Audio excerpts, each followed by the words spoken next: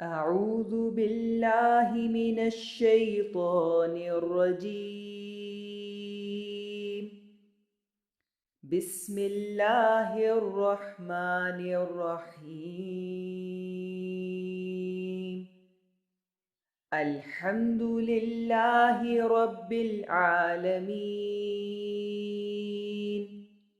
الرحمن الرحيم مالك يوم الدين. إياك نعبد وإياك نستعين. اهدنا الصراط المستقيم صراط الذين أنعمت عليهم غير المغضوب عليهم ولا الضالين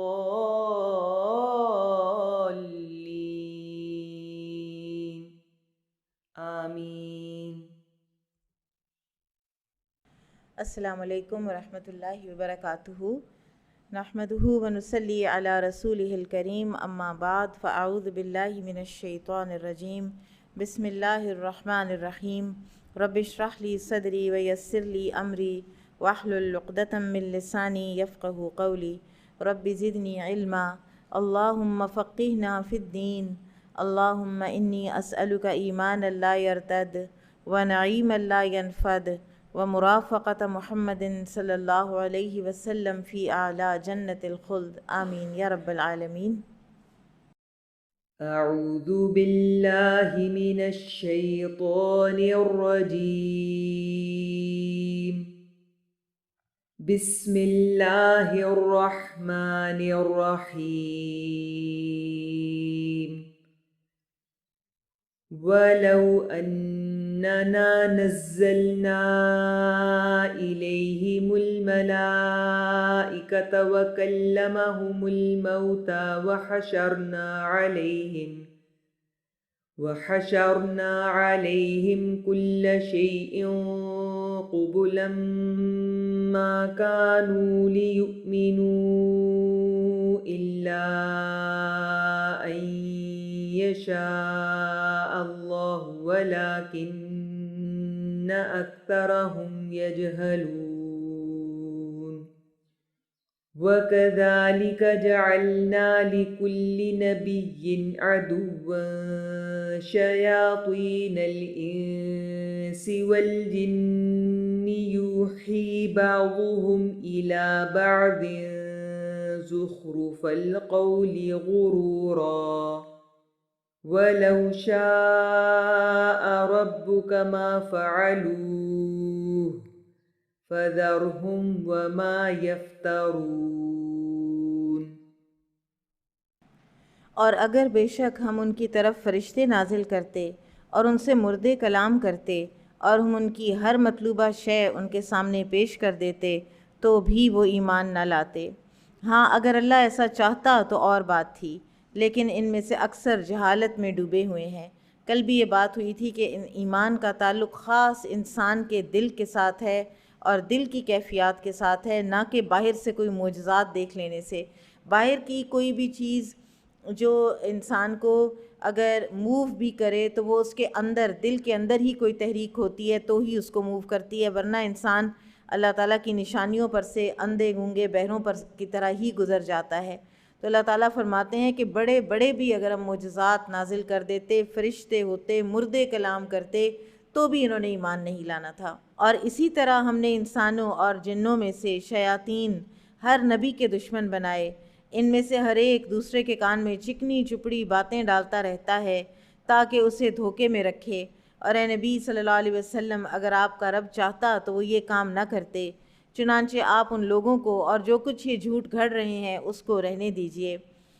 شیاطین جن و انس ہوتے ہیں، جنات تو ہیں ہی،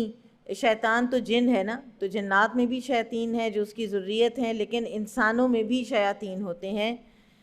قتادہ اور مجاہد یہ تابعین ہیں، یہ کہتے ہیں کہ جس طرح جنوں میں شیاطین ہیں اسی طرح انسانوں میں بھی شیاطین ہیں. مالک بن دینار کہتے ہیں کہ میرے اوپر انسانوں کے شیاطین جنات کے شیاطین سے زیادہ سخت ہیں. اس کی وجہ یہ ہے کہ جب میں تعوذ پڑھتا ہوں تو جنوں کے شیاطین تو مجھ سے دور ہو جاتے ہیں، لیکن انسانوں کا شیطان برملا میرے پاس آ کر نافرمانیوں کی طرف مجھے گھسیٹ کر لے جاتا ہے،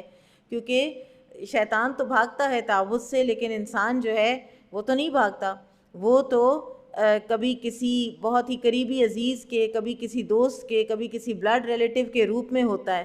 اور اس کے اوپر شیطان نے حملہ کیا ہوا ہوتا ہے اور وہ انسان کو اکسا رہا ہوتا ہے، تو وہ زیادہ خطرناک ہوتا ہے، کیونکہ انسان بعض اوقات اپنے پیاروں کی باتوں میں آ کر، انڈر پریشر آ کر، بعض اوقات انسان خود ایماندار ہوتا ہے اور کسی کے پریشر میں آ کے حرام کھانے پر مجبور ہو جاتا ہے۔ بعض اوقات خواتین جو ہیں وہ خود نماز پڑھنا چاہتی ہیں لیکن کسی بھی گیدرنگ کے پریشر میں آ کے تو نماز نہیں پڑھتی۔ کوئی بھی انسان جب بھی، کوئی بچہ ہے، کوئی یوتھ ہے، کوئی اپنے پیئر پریشر میں آ کے کوئی غلط کام کرتا ہے، تو دراصل یہ وہ انسان شیاطین ہیں کہ جن کی وجہ سے وہ انسان اپنے حق کے راستے سے ہٹتا ہے اور بہتر اور درست بات سے ہٹتا ہے۔ یہ جو شیطان کا یہاں پہ حملہ بتایا گیا ہے وہ ہے زخرف القول غرورا۔ زخرف عربی زبان میں گولڈ کو کہتے ہیں، سونے کو، اور یعنی ایسی باتیں کہ جو سونے کی طرح چمکدار، سنہری اور اٹریکٹیو ہوں، اس طرح کی باتیں کرتا ہے، اس طرح سبز باغ دکھاتا ہے اور شیشے میں اتارتا ہے کہ یہ کام تو تمہارے لیے آسان ہے، یہ کام تو تمہارے لیے اتنا فائدہ مند ہے، اور اس سے کچھ بھی نہیں ہوتا، اتنے سے کچھ بھی نہیں ہوتا، ساری دنیا کر رہی ہے، اور کس کس طرح کے وہ انسان کے لیے جال بچھاتا ہے اپنی زبان کے ذریعے سے، اور تاکہ جو لوگ آخرت پر ایمان نہیں لاتے ان کے دل اس جھوٹ کی طرف مائل ہو جائیں اور وہ اس جھوٹ کو پسند کرتے رہیں اور وہ جو برے کام کر رہے ہیں وہ کرتے رہیں۔ کہہ دیجئے کیا پھر میں اللہ کے سوا کوئی اور حاکم تلاش کروں؟ شیطان کا ایک بہت بڑا حربہ کیا ہے کہ وہ انسان جس برائی میں ہے اس برائی کی پسندیدگی اور اس برائی کی جسٹیفیکیشن کہیں نہ کہیں سے دور دور کی کوڑیاں لا کر تو اس کے دل میں ڈال دیتا ہے۔ تو اللہ تعالیٰ فرماتے ہیں کہ آپ کہہ دیجئے کہ کیا پھر میں اللہ کے سوا کوئی اور حاکم تلاش کروں، یعنی شیطان کی بات مانوں اور اللہ کی نہ مانوں، حالانکہ وہی ہے جس نے تمہاری طرف یہ کتاب تفصیل سے نازل کی، اور جن لوگوں کو ہم نے کتاب دی وہ جانتے ہیں کہ بے شک وہ آپ کے رب کی طرف سے حق کے ساتھ نازل کی گئی ہے، لہٰذا آپ ہرگز شک کرنے والوں میں شامل نہ ہوں، اور آپ کے رب کی بات صدق اور عدل میں مکمل ہے۔ اللہ تعالیٰ کی بات سچی بھی ہے اور عدل پر مبنی بھی ہے، نہ کوئی ناانصافی ہے اللہ کی بات میں اور نہ ہی کوئی جھوٹ ہے، اس کی باتوں کو تبدیل کرنے والا کوئی نہیں، اور وہ خوب سننے والا، خوب جاننے والا ہے۔ اور اگر آپ اہل زمین کی اکثریت کی اطاعت کریں تو آپ کو اللہ کی راہ سے بہکا دیں گے، وہ اپنے گمان کے سوا کسی بات کی پیروی نہیں کرتے اور وہ اٹکل پچھو باتیں ہی کرتے ہیں، یعنی دور کے تیر تکے چلاتے رہتے ہیں۔ بے شک آپ کا رب اس شخص کو خوب جانتا ہے جو اس کی راہ سے بہکتا ہے، اور وہ ہدایت یافتہ لوگوں کو بھی خوب جانتا ہے۔ چنانچہ تم اس جانور کا گوشت کھاؤ جس پر اللہ کا نام پڑھا گیا ہو، اگر تم اس کی آیات پر ایمان لانے والے ہو۔ یہ پیچھے ہم نے پڑھا نا کہ جس پر غیر اللہ کا نام لیا گیا ہو تو اس کو نہ کھائیں، لیکن یہاں پر ایک اور بھی بات کہی جا رہی ہے کہ جس پر کوئی بھی نام نہیں لیا گیا، نہ اللہ کا نہ غیر اللہ کا، وہ بھی نہیں کھانا، صرف ایک کھانا ہے اور وہ کھانا ہے جس کے اوپر اللہ کا نام لیا گیا ہے سلاٹر کرتے وقت۔ عبداللہ بن عباس سے مروی ہے کہ رسول اللہ صلی اللہ علیہ وسلم نے فرمایا، ابلیس نے کہا، اے اللہ، تو نے اپنی ساری مخلوق کا رزق بیان کر دیا، میرا رزق کس میں ہے؟ اللہ نے فرمایا، جس چیز پر میرا نام نہ لیا گیا ہو۔ تو لہٰذا جب اللہ کا نام نہیں لیا گیا تو وہ تو ہے ہی شیطان کا رزق۔ اور دوسرے یہ ہے کہ جو بھی آپ ویسے بھی کھانا کھاتے ہیں اگر آپ اس کے اوپر بسم اللہ نہیں پڑھتے تو بے برکت ہو جاتا ہے، اور شیطان اس کے اندر باقاعدہ شریک ہوتا ہے۔ اگر وہ تو ہمیں نظر نہیں آ رہا ہوتا نا، لیکن اگر وہ ہمیں نظر آئے تو پھر ہمیں کتنی کراہت آئے اس بات سے کہ جو کھانا ہم کھا رہے ہیں اسی کھانے کے اندر سے شیطان بھی کھا رہا ہے۔ تو بسم اللہ پڑھنا، بسم اللہ پڑھ کے کھانا، کھانے میں برکت اور پاکیزگی کا باعث ہوتا ہے۔ اور تمہیں کیا ہو گیا ہے کہ تم اس حلال جانور کا گوشت نہ کھاؤ جس پر اللہ کا نام پڑھا گیا ہو، یعنی بلا وجہ اپنے اوپر حلال کو حرام کر لینے کی بھی ضرورت نہیں، حالانکہ اللہ نے ان سب جانوروں کے بارے میں تفصیل سے بتا دیا ہے جو اس نے تم پر حرام کیے ہیں، مگر جسے تم کھانے پر مجبور ہو جاؤ تو وہ بھی حلال ہیں۔ اور بے شک اکثر لوگ اپنی خواہشات سے بغیر علم کے دوسروں کو بہکاتے ہیں، بے شک آپ کا رب حد سے گزرنے والوں کو خوب جانتا ہے۔ اور تم کھلے اور چھپے گناہ چھوڑ دو، یعنی کھلے گناہ بھی چھوڑو جو سب کو نظر آتے ہیں کہ انسان کرتا ہے، اور چھپے گناہ جو انسان کے دل کے اندر ہوتے ہیں، انسان کی سوچوں میں ہوتے ہیں اور انسان کی تنہائیوں میں ہوتے ہیں، سب کو چھوڑ دو۔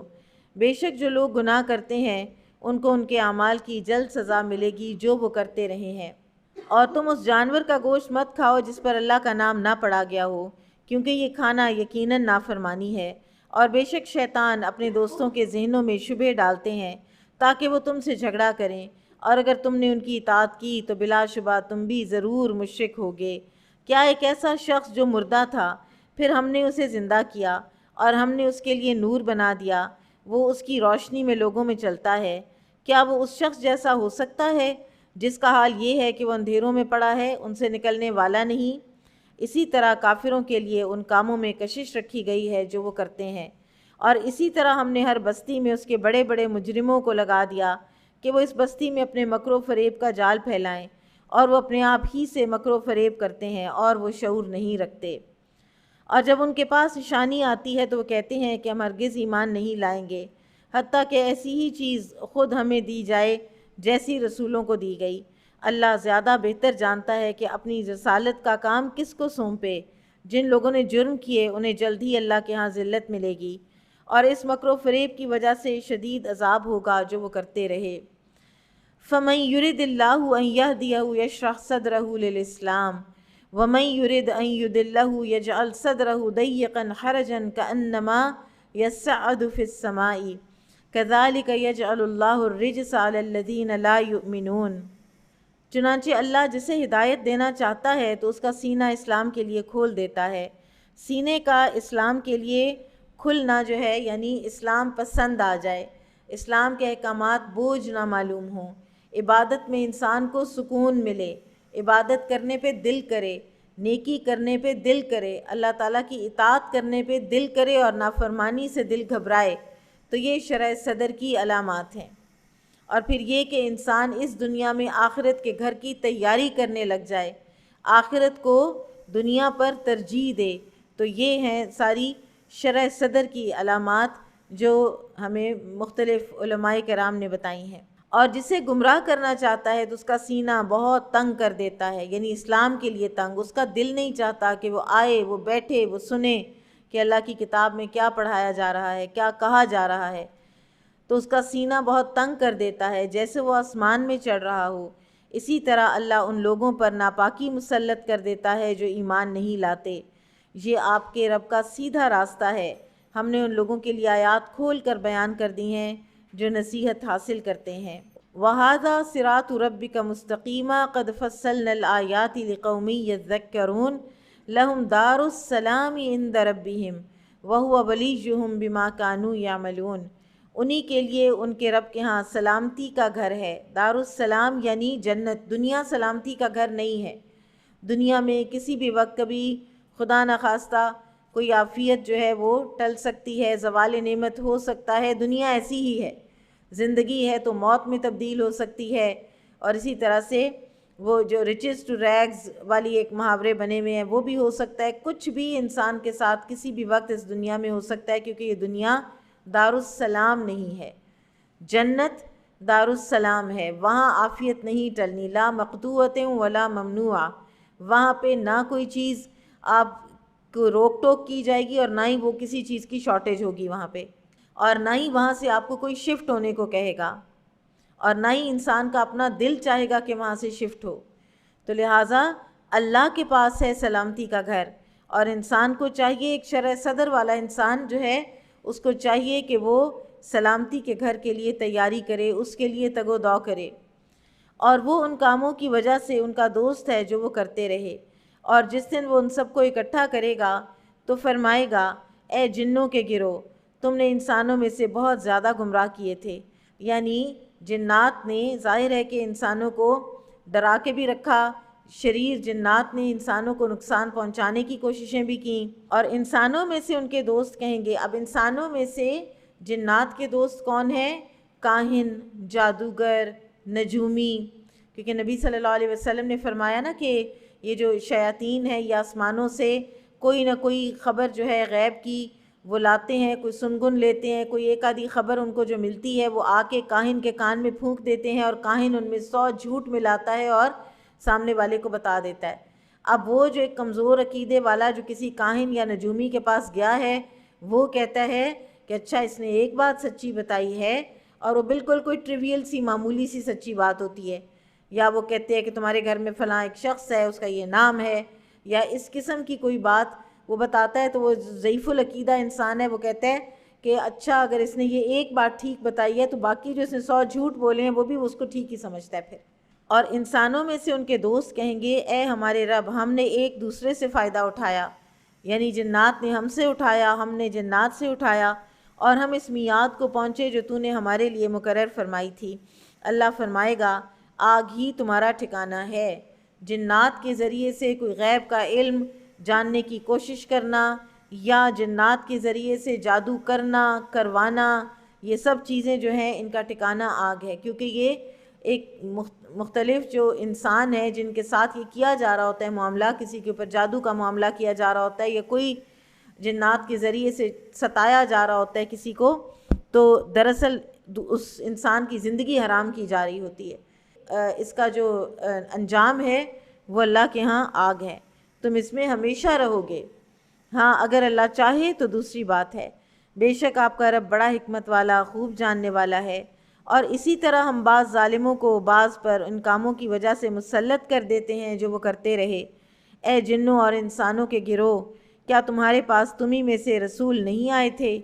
وہ تم سے میری آیات بیان کرتے تھے اور تمہیں تمہاری اس آج کے دن کی ملاقات سے ڈراتے تھے۔ تب وہ کہیں گے ہم اپنے آپ پر گواہی دیتے ہیں، اور انہیں دنیا کی زندگی نے دھوکے میں ڈال رکھا، اور وہ اپنے آپ پر گواہی دیں گے کہ بے شک وہ کفر کرنے والے تھے۔ یہ رسول اس لیے بھیجے گئے کہ آپ کا رب بستیوں کو ان کے ظلم کی وجہ سے ہلاک کرنے والا نہیں، جبکہ ان کے باشندے غافل ہوں۔ رسول بھیجے جاتے ہیں لوگوں پر حجت تمام کرنے کے لیے، لوگوں کو وہ وعدہ یاد دلانے کے لیے کہ جو اللہ سبحانہ وتعالیٰ نے ہم سے لیا ہے جب ہم ابھی اپنے اس دنیا میں آئے بھی نہیں تھے۔ تمام انسانوں سے، اولین و آخرین سے، جن و انس سے اللہ تعالیٰ نے وعدہ لیا ہے۔ آگے ہم سورۃ الاعراف میں پڑھیں گے کہ کیا میں تمہارا رب نہیں ہوں، اور ہم سب اللہ تعالیٰ سے وعدہ کر کے آئے ہیں کہ تو ہی ہمارا رب ہے۔ اب اس وعدے کی جو یاد دہانی ہے وہ اللہ تعالیٰ رسولوں کے ذریعے سے اور وحی کے ذریعے سے اور کتابوں کے ذریعے سے کرواتے ہیں،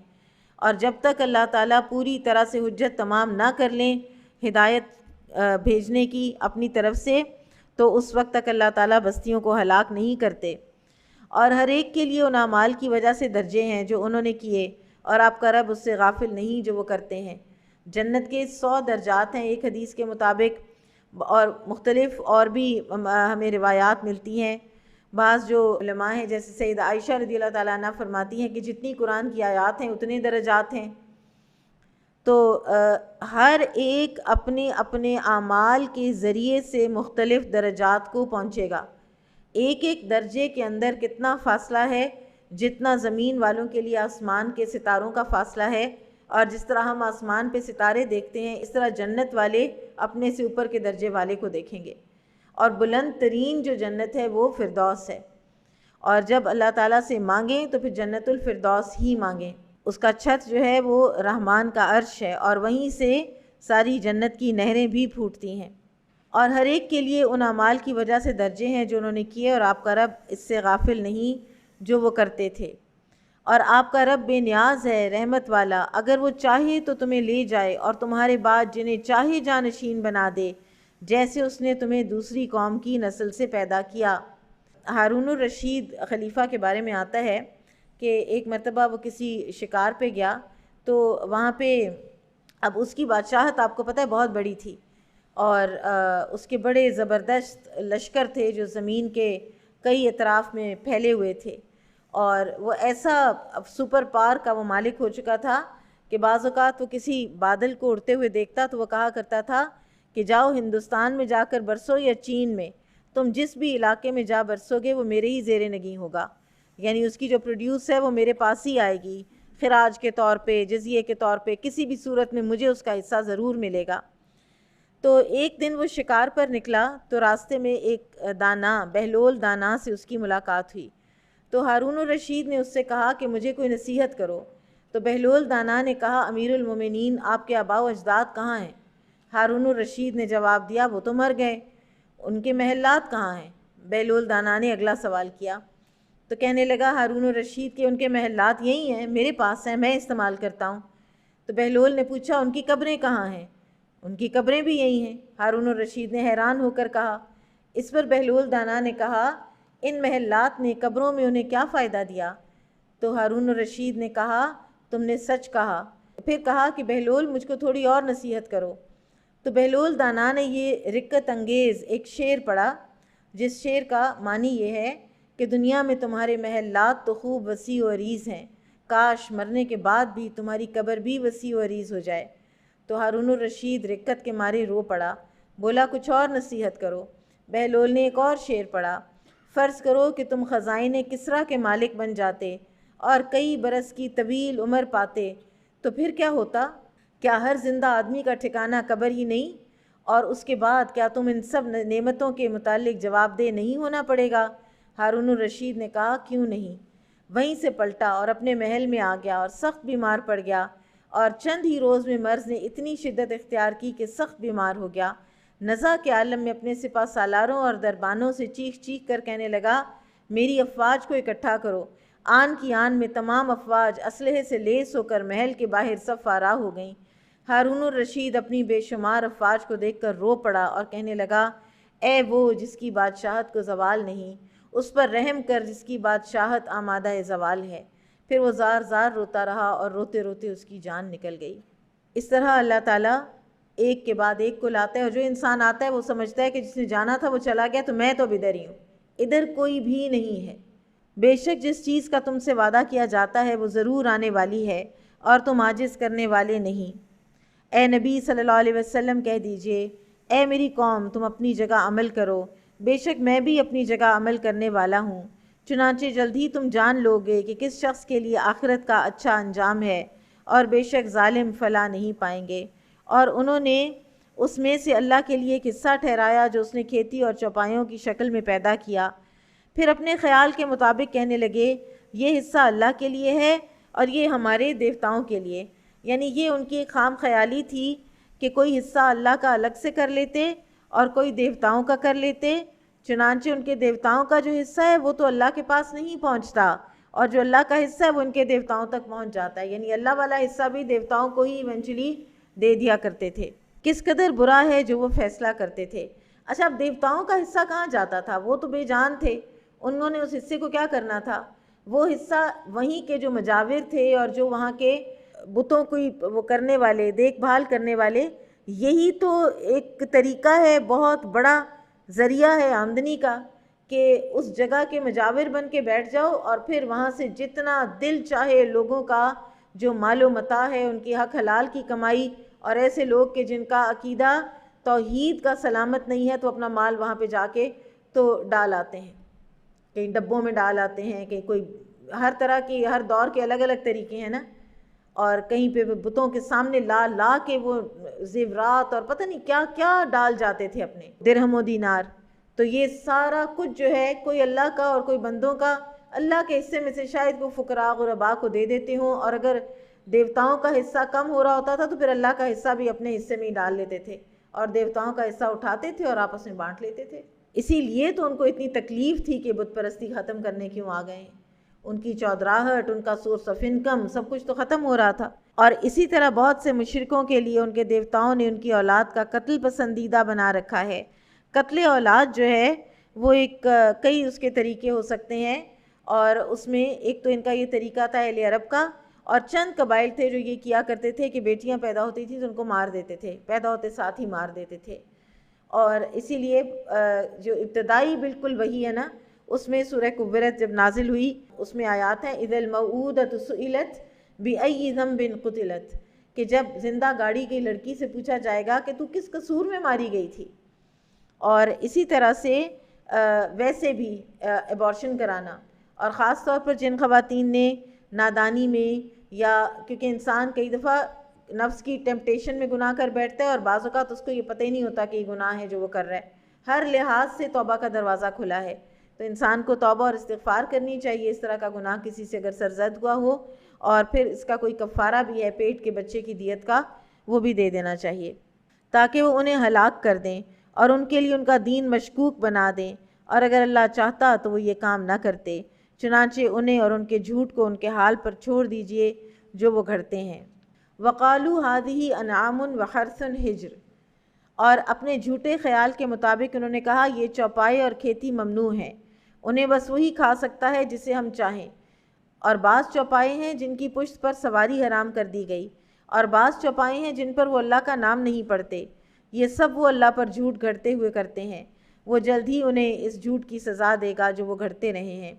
اور انہوں نے کہا ان حرام کیے ہوئے چوپائیوں کے پیٹ میں جو بچہ ہو وہ خالص ہمارے مردوں کے لیے ہے اور ہماری عورتوں پر حرام ہے، اور اگر وہ مردہ ہو تو مرد اور عورتیں سب اس میں شریک ہیں۔ جلد ہی اللہ انہیں اس طرح خود ہی حلال اور حرام طے کرنے کی سزا دے گا،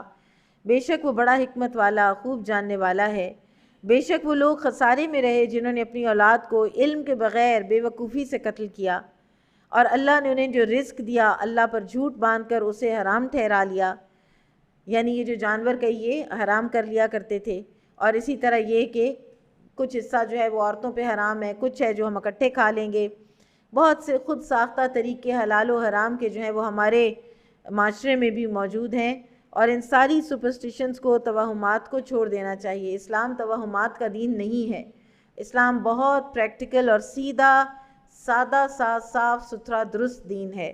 بے شک وہ گمراہ ہو گئے اور وہ ہدایت یافتہ نہ ہوئے، اور وہی ہے جس نے باغات پیدا کیے چھتریوں پر چڑھائے ہوئے اور بغیر چڑھائے ہوئے، اور کھجور اور فصلیں پیدا کیں، ان کے پھل مزے میں مختلف ہیں، اور زیتون اور انار پیدا کیے، ملتے جلتے بھی اور نہ ملتے جلتے بھی، کوئی کھٹا ہے کوئی میٹھا ہے۔ آپ اورنج یا مینگو کو ہی دیکھ لیں، ہر ایک ہی برانڈ کا ہو، چاہے ایک ہی طریقے ایک ہی نسل کا ہو، جیسے کوئی بھی جو آم ہے، تو وہ بھی آپ کھولیں گے تو کسی کا کوئی ٹیسٹ ہوگا اور کسی کا کوئی ٹیسٹ ہوگا، اور جو ورائٹی جو کسی کی یعنی نسل ہی فرق ہوگی تو پھر تو اس کے ٹیسٹ میں زمین آسمان کا فرق ہوتا ہے۔ تو یہ ساری جو پھلوں کی ورائٹی ہے یہ بھی اللہ تعالیٰ کی نشانیوں میں سے ہے۔ ان کا پھل کھاؤ جب وہ پھل لائیں، اور ان کی کٹائی اور چنائی کے دن اس اللہ کا حق دے دیا کرو، یعنی عشر دینا ہوتا ہے، اور عشر جو ہے سٹیپل فوڈز کے اوپر ہوتا ہے، اور اگر کوئی زمین بارش کے پانی سے سیراب کی جاتی ہے تو اس کا 10واں حصہ، پیداوار کا 10واں حصہ جس دن پیداوار کٹتی ہے، مثلا گندم جس دن کٹی، بارلے یا جو جس دن کٹی، اس دن اس کا عشر ہے۔ اور وہ اگر زمین جو ہے وہ بارانی کہتے ہیں نا جو بارش سے سیراب ہوتی ہے، تو اس کا پھر 10واں حصہ فصل کا دینا ہے، اور اگر زمیندار اس کو ٹیوب ویل سے کرتا ہے، نہری پانی سے کرتا ہے، ظاہر ہے پھر وہ اس کو ایفرٹ لگاتا ہے، اس پہ اپنا خرچہ لگاتا ہے، پانی کے لیے پے کرتا ہے، تو پھر اس کا عشر 20واں حصہ ہوتا ہے، اور یہ اللہ کا حق ہے، اور اس پر زکوٰۃ والا نہیں ہے کہ سال گزرنے پہ دینی ہے، یہ اسی دن دینا ہے جس دن آپ کی فصل کٹ کے تیار ہوتی ہے۔ اور فضول خرچی نہ کرو، یعنی یہ بھی نہیں کہ انسان سب کچھ ہی دے دے، فضول خرچی اللہ تعالیٰ کو کسی بھی چیز میں پسند نہیں ہے، صدقہ و خیرات دینے میں بھی پسند نہیں ہے کہ انسان سارا کچھ دے دے اور اپنے پاس کچھ بھی نہ رکھے۔ بے شک اللہ فضول خرچی کرنے والوں کو پسند نہیں کرتا۔ اور پیدا کیے اس نے چوپایوں میں سے بوجھ اٹھانے والے اور زمین سے لگے پست قد، اللہ نے تمہیں جو رزق دیا ہے اس میں سے کھاؤ اور شیطان کے قدموں کی پیروی نہ کرو، بے شک وہ تمہارا کھلا دشمن ہے۔ آسمانوں پر سب سے پہلا گناہ کس چیز کے تھرو ہوا ہے؟ فوڈ کے تھرو، کھانے کے تھرو۔ حرام چیز کھلوائی شیطان نے، آدم علیہ السلام اور حوا علیہ السلام کو پھسلایا، اور وہ اس کی باتوں میں آ گئے، اس کی چکنی چپڑی باتوں میں آ گئے، اس کے بہکاووں میں آ گئے اور حرام کھا لیا، اور جو ہی حرام کھا لیا شیطان کا کام آسان ہو گیا، اور اس حرام کے کھانے سے کیا ہوا تھا؟ ان کے سطر کھل گئے تھے۔ تو حرام کھانے سے انسان کے اندر بے حیائی پیدا ہوتی ہے، وہ جو فطری حیا کا جذبہ ہے، حرام کھانا سیدھا جا کر اس کو اٹیک کرتا ہے، اس کو مسخ کرتا ہے۔ یہ ہمیں اللہ تعالیٰ نے پہلے انسان کی زندگی کے رول پلے میں اللہ تعالیٰ نے ہمیں دکھا دیا ہے۔ یہ 8 قسمیں پیدا کی ہیں، 2 بھیڑ میں سے اور 2 بکری میں سے۔ اے نبی کہہ دیجئے کیا اس اللہ نے دونوں کے نر حرام کیے ہیں یا دونوں کی مادائیں، یا وہ بچے جو دونوں ماداؤں کی پیٹ میں ہوں؟ ٹھیک ٹھیک علم کے ساتھ مجھے بتاؤ اگر تم سچے ہو۔ اور 2 اونٹ میں سے اور 2 گائے میں سے۔ کہہ دیجئے کیا اللہ نے دونوں کے نر حرام کیے ہیں یا دونوں کی مادائیں یا وہ بچے جو دونوں ماداؤں کے پیٹ میں ہوں؟ کیا تم اس وقت حاضر تھے جب اللہ نے تمہیں یہ تاکیدی حکم دیا تھا؟ پھر اس شخص سے بڑھ کر ظالم کون ہوگا جس نے اللہ پر جھوٹ گھڑا تاکہ وہ بغیر علم کے لوگوں کو گمراہ کرے؟ بغیر علم کے دین کے معاملے میں فتوے دینا، واٹس ایپ اور سوشل میڈیا پر ایسی بات پھیلا دینا، اور جو کم علم لوگ ہیں وہ سمجھ ہی نہ پائیں، وہ کنفیوز ہو جائیں۔ بعض اوقات تو اتنی غلط اور فیبریکیٹڈ بات لکھی ہوتی ہے، نیچے لکھا ہوتا ہے بخاری، یعنی کہ بندہ یہ سمجھے کہ یہ تو صحیح ترین حدیث کی کتاب کی کوئی حدیث کسی نے لکھ دی ہے، کیونکہ ہمارا جو دین کے معاملے میں کمزوری ہے، اس کے معاملے میں اجنبیت ہے، اس کو اتنا شیطان ایکسپلائٹ کرتا ہے، اور بعض اپنے اعلی کار جو لوگ ہوتے ہیں ان کے ذریعے سے غلط سلط باتیں جو ہے وہ پھیلا دیتا ہے۔ تو یہ سب سے بڑا جھوٹ ہے اللہ پر گھڑ لینا کہ اللہ تعالیٰ نے کسی چیز کو حرام نہیں کیا اور ہم کہیں کہ وہ حرام ہے، اور اللہ تعالیٰ نے کسی چیز کو حلال نہیں کیا اور ہم اس کو حلال قرار دے لیں۔ بے شک اللہ ایسے ظالم لوگوں کو ہدایت نہیں دیتا۔ اے نبی صلی اللہ علیہ وسلم کہہ دیجئے میری طرف جو وحی کی گئی ہے میں اس میں کوئی چیز ایسی نہیں پاتا جو کسی کھانے والے پر جو اسے کھائے حرام ہو، مگر یہ کہ وہ مردار ہو یا بہایا ہوا خون ہو یا سور کا گوشت، کیونکہ وہ ناپاک ہے، یا وہ فسق ہو کہ ذبح کرتے وقت اس پر اللہ کے سوا کسی اور کا نام پکارا گیا ہو۔ پھر جو شخص مجبور ہو جائے بشرطے کہ وہ سرکشی کرنے والا اور حد سے گزرنے والا نہ ہو، تو بے شک آپ کا رب بڑا بخشنے والا نہایت رحم کرنے والا ہے۔ اور جو لوگ یہودی ہوئے ان پر ہم نے ہر ناخن والا جانور حرام کیا تھا، اور گائے اور بکری میں سے ان پر ان کی چربی حرام کی تھی،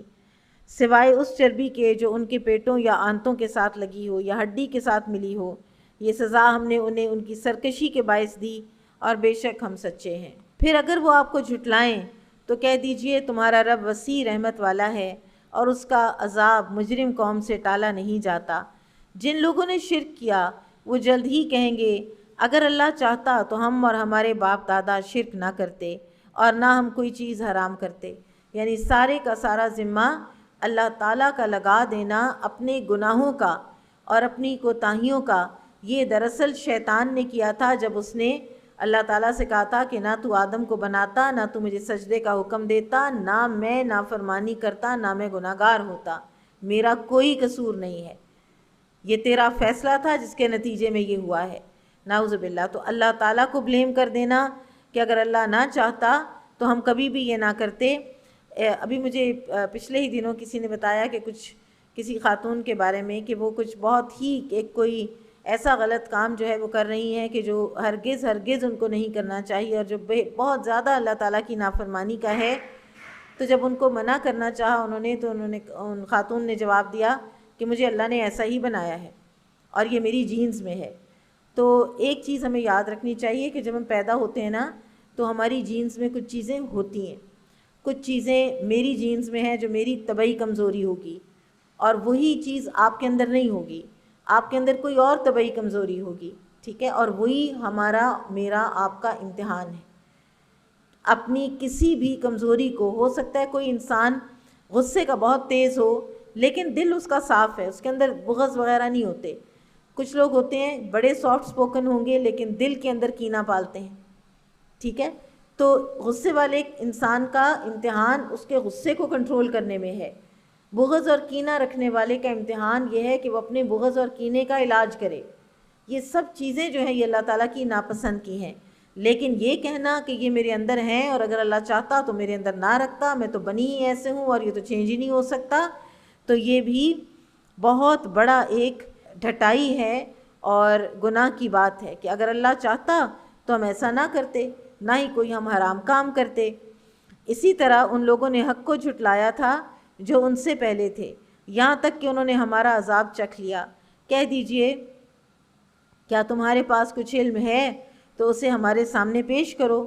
تم تو گمان ہی کی پیروی کرتے ہو اور تم تیر تکے ہی سے کام لیتے ہو۔ کہہ دیجئے پھر مضبوط دلیل تو اللہ ہی کی ہے، لہٰذا اگر وہ چاہتا تو تم سب کو ہدایت دیتا۔ کہہ دیجئے تم اپنے گواہ لے آؤ جو اس بات کی گواہی دیں کہ بے شک اللہ نے ان چیزوں کو حرام کیا ہے، پھر اگر وہ گواہی دیں تو بھی آپ ان کے ساتھ گواہی نہ دیں اور آپ ان لوگوں کی خواہشات کے پیچھے نہ چلیں جنہوں نے ہماری آیات جھٹلائیں، اور نہ ان لوگوں کی پیروی کریں جو آخرت پر ایمان نہیں لاتے اور وہ دوسروں کو اپنے رب کے برابر ٹھہراتے ہیں۔ اب آپ دیکھیں کہ ان لوگوں کو یہ خاص قسم کی کچھ کیٹیگریز ہیں کہ جن سے بچنے کا حکم دیا جا رہا ہے اہل ایمان کو۔ ان کی صحبت اختیار نہیں کرنی، ان کے راستے پر نہیں چلنا۔ اور وہ کون ہیں؟ کہ جنہوں نے اللہ کی آیات کو جھٹلایا، نمبر 1، جو مانتے ہی نہیں ہیں، اللہ تعالیٰ کی بات کو نہیں مانتے، اللہ تعالیٰ کے قرآن کو نہیں مانتے، اللہ کی طرف سے آئی ہوئی وحی کو نہیں مانتے، تو ان لوگوں کی خواہشات کے پیچھے نہ چلیں، ان لوگوں کے جیسی اپنی زندگی کی روش نہ بنائیں، اور نہ ہی ان لوگوں کی پیروی کریں جو آخرت پر ایمان نہیں لاتے، کیونکہ لا محالہ یہ جو بگاڑ ہے عقائد کا، یہ ان کے اعمال کو بگاڑے گا۔ جو آخرت پر ایمان نہیں لاتا، ہو کیسے سکتا ہے کہ وہ اپنی دنیا میں اللہ تعالیٰ کی فرما برداری کی زندگی گزارے گا؟ وہ تو اپنی خواہش کو اپنا خدا بنا کے رکھے گا، وہ تو اسی دنیا کو سب کچھ سمجھتا ہے۔ تو ایسے لوگوں کی، کیونکہ جو صحبت ہے وہ انسان کے اوپر اثر کرتی ہے، المرء علی دین خلیلہ، آدمی اپنے دوست کے دین پر ہوتا ہے، تو اس کو چاہیے کہ وہ دیکھے کہ وہ کس کو اپنا دوست بناتا ہے، اور وہ دوسروں کو اپنے رب کے برابر ٹھہراتے ہیں۔ یعنی ایسے لوگ بھی جو شرک کرتے ہیں، ان کی خواہشات کی پیروی بھی مت کریں، ان کے راستے کی اتباع بھی مت کریں۔ کہہ دیجئے آؤ میں پڑھ کر سناتا ہوں جو کچھ تمہارے رب نے تم پر حرام کیا ہے۔ پیچھے اب اللہ تعالیٰ نے سارے جو ان کی خود ساختہ تھیں کہ یہ جانور حلال ہے، یہ حرام ہے، یہ فلاں کے لیے حلال ہے، فلاں کے لیے حرام ہے، ساری خود ساختہ ان کی باتوں کا ذکر کر کے اور پھر ان کو ریفیوٹ کر کے اور مسلمانوں کو منع کر کے کہ ان کی باتیں نہیں ماننی، اور پھر اللہ تعالیٰ فرماتے ہیں کہ اچھا اب میں بتاتا ہوں کہ کیا حرام کیا میں نے۔ اب انسان کو چاہیے کہ ان چیزوں کو اپنے اوپر حرام کرے، یہ کہ تم اس کے ساتھ کسی چیز کو شریک نہ ٹھہراؤ۔ سب سے بڑی حرام چیز جو ہے وہ اللہ کے حق میں یہ وائلیشن ہے کہ ہم اللہ تعالیٰ کے ساتھ اور ہستیوں کو شریک ٹھہرائیں۔ رازق اللہ ہے، رزق ہم کسی اور سے مانگنے چل پڑیں، اولاد اللہ نے دینی ہے، ہم کہیں اور کی اور اولاد مانگنے چل پڑیں۔ اور ماں باپ کے ساتھ نیکی کرو، ماں باپ کے ساتھ احسان، والدین کے ساتھ احسان کی لیول، اور احسان کی لیول یہ ہے کہ نہ ان کے ساتھ اونچی آواز میں بات کی جائے، نہ ان کو ڈانٹا جائے، نہ ان کو جھڑکا جائے۔ یہ ایک صحابی کا قول ہے کہ ان کے سامنے ایسے بیٹھو جیسے قصوروار غلام بیٹھا ہوتا ہے، یعنی ایک باڈی لینگویج اتنی عاجز ہونی چاہیے ماں باپ کے سامنے۔ اور اپنی اولاد کو تنگ دستی کے در سے قتل نہ کرو، ہم تمہیں بھی اور انہیں بھی رزق دیتے ہیں۔ یعنی انسان عموماً یہ کام کیوں کرتا ہے؟ تنگ دستی کے ڈر سے کہ زیادہ بچے ہو جائیں گے، یہ اوپر نیچے کا یہ چوتھا آنے لگا ہے، یہ پانچواں آنے لگا ہے۔ وہ جس کو ہم ان پلانڈ کہہ رہے ہوتے ہیں وہ ان پلانڈ نہیں ہوتا، اللہ تعالیٰ کے پلان کے اندر ہوتا ہے وہ، اور اللہ تعالیٰ نے اس کا رزق اس دنیا میں لکھا ہوتا ہے۔ آپ خدا نخواستہ ایسا کر کے اپنے گھر آنے والا رزق روکتے ہیں۔ اللہ تعالیٰ نے اس بچے کا رزق لکھا ہوا ہے، آپ نے وہ روک دیا اپنے گھر آنے سے، پتہ نہیں اللہ نے اس کا کتنا رزق لکھا ہوا تھا، اور وہ آپ نے روک دیا صرف اپنی کوتاہ نظری سے اور اپنی عقل کو بہت بڑا سمجھتے ہوئے کہ بس بچے 2 ہوں گے تو ٹھیک ہے، تیسرا اگر کسی کے 2 ہیں تو ٹھیک ہے، لیکن اگر تیسرا آ رہا ہے تو اس کو قتل کرنا، اس کو ختم کرنا، یہ اللہ تعالیٰ نے حرام کیا ہے۔ اور بے حیائی کے کاموں کے قریب نہ جاؤ، خواہ وہ ظاہر ہوں یا چھپے ہوئے ہوں۔ ظاہری اور باطنی بے حیائی کے کام، ظاہری بے حیائی جو کہ ہر کسی کو نظر آئے۔ آج صبح ہی میں کسی سے بات کر رہی تھی تو انہوں نے کہا کہ ہمارا سوشل میڈیا اتنا بے حیائی کا پروپگیشن بن گیا ہے، لٹرلی انہوں نے کہا کہ ایسے ہے کہ جیسے کوئی گٹر ہوتا ہے۔ مجھے یہ لفظ استعمال کرتے ہوئے شرم آ رہی ہے، لیکن واقعی ایسی باتیں خواتین کے بارے میں، ایسی تصویریں، ایسا غلاظت ہے اس کے اوپر کہ انسان کو چاہیے کہ اس کو چھوڑ دے۔ لٹرلی ہمیں چاہیے کہ ہم اس کو منیمائز کریں، چھوڑیں، اور صرف بوقت ضرورت اس کو ہم استعمال کریں، ورنہ کئی دفعہ ایسا ہوتا ہے کہ آپ ایک چیز کو سکرول ڈاؤن کر رہے ہوتے ہیں اور آپ کا بالکل آپ نے نہ کسی ایسی پوسٹ کو لائک کیا ہوتا ہے، کسی ایسے پیج کو لائک کیا ہوتا ہے، پھر بھی وہ آپ کی اس کے اندر کیوں آ جاتا ہے، آپ کی وال پہ وہ کیوں ابھرتی ہے وہ چیز؟ اس لیے کہ اس کی تشہیر مقصود ہوتی ہے، اس لیے کہ اس کی تشہیر کرنا ان کے ایجنڈا کے اندر ہے کہ فحاشی کو پھیلایا جائے، اس کی اشاعت کی جائے۔ تو یہ کھلے گناہ بھی اور چھپے گناہ جو انسان اپنی تنہائیوں میں کرتا ہے، یا جو انسان کے دل میں اٹھنے والے بغض اور بدگمانیاں اور کینے ہیں وہ بھی، اور حسد ہے وہ بھی، اور اسی طرح جو انسان انڈر لاک اینڈ کی سمجھتا ہے کہ میں اب اپنے کمرے کے اندر ہوں، اس وقت جو بھی میں نے کیا کسی نے نہیں دیکھنا، تو یہ پھر ہمیں پتہ ہونا چاہیے کہ ہمیں اللہ تعالیٰ تو ہر وقت دیکھ رہے ہیں۔ تو اللہ سے ڈرتے ہوئے جب انسان گناہ چھوڑتا ہے تو پھر وہ کھلے بھی چھوڑتا ہے اور چھپے بھی چھوڑتا ہے، ورنہ انسان وہ کام تو چھوڑ دے گا کہ جو لوگوں کو ناپسند ہونے ہیں، لیکن جب وہ تنہائی میں ہوتا ہے تو پھر وہ ان کو کر گزرتا ہے۔ اور کسی ایسی جان کو قتل مت کرو جسے اللہ نے حرام کیا سوائے اس کے جس کا قتل برحق ہو۔ ان ساری باتوں کی اللہ نے تمہیں تاکید کی ہے تاکہ تم عقل سے کام لو۔ اور تم یتیم کے مال کے قریب نہ جاؤ مگر اس طریقے سے جو سب سے اچھا ہو، یہاں تک کہ وہ پختگی کی عمر کو پہنچ جائیں۔ مال یتیم ناحق کھا جانا، قبضہ کر لینا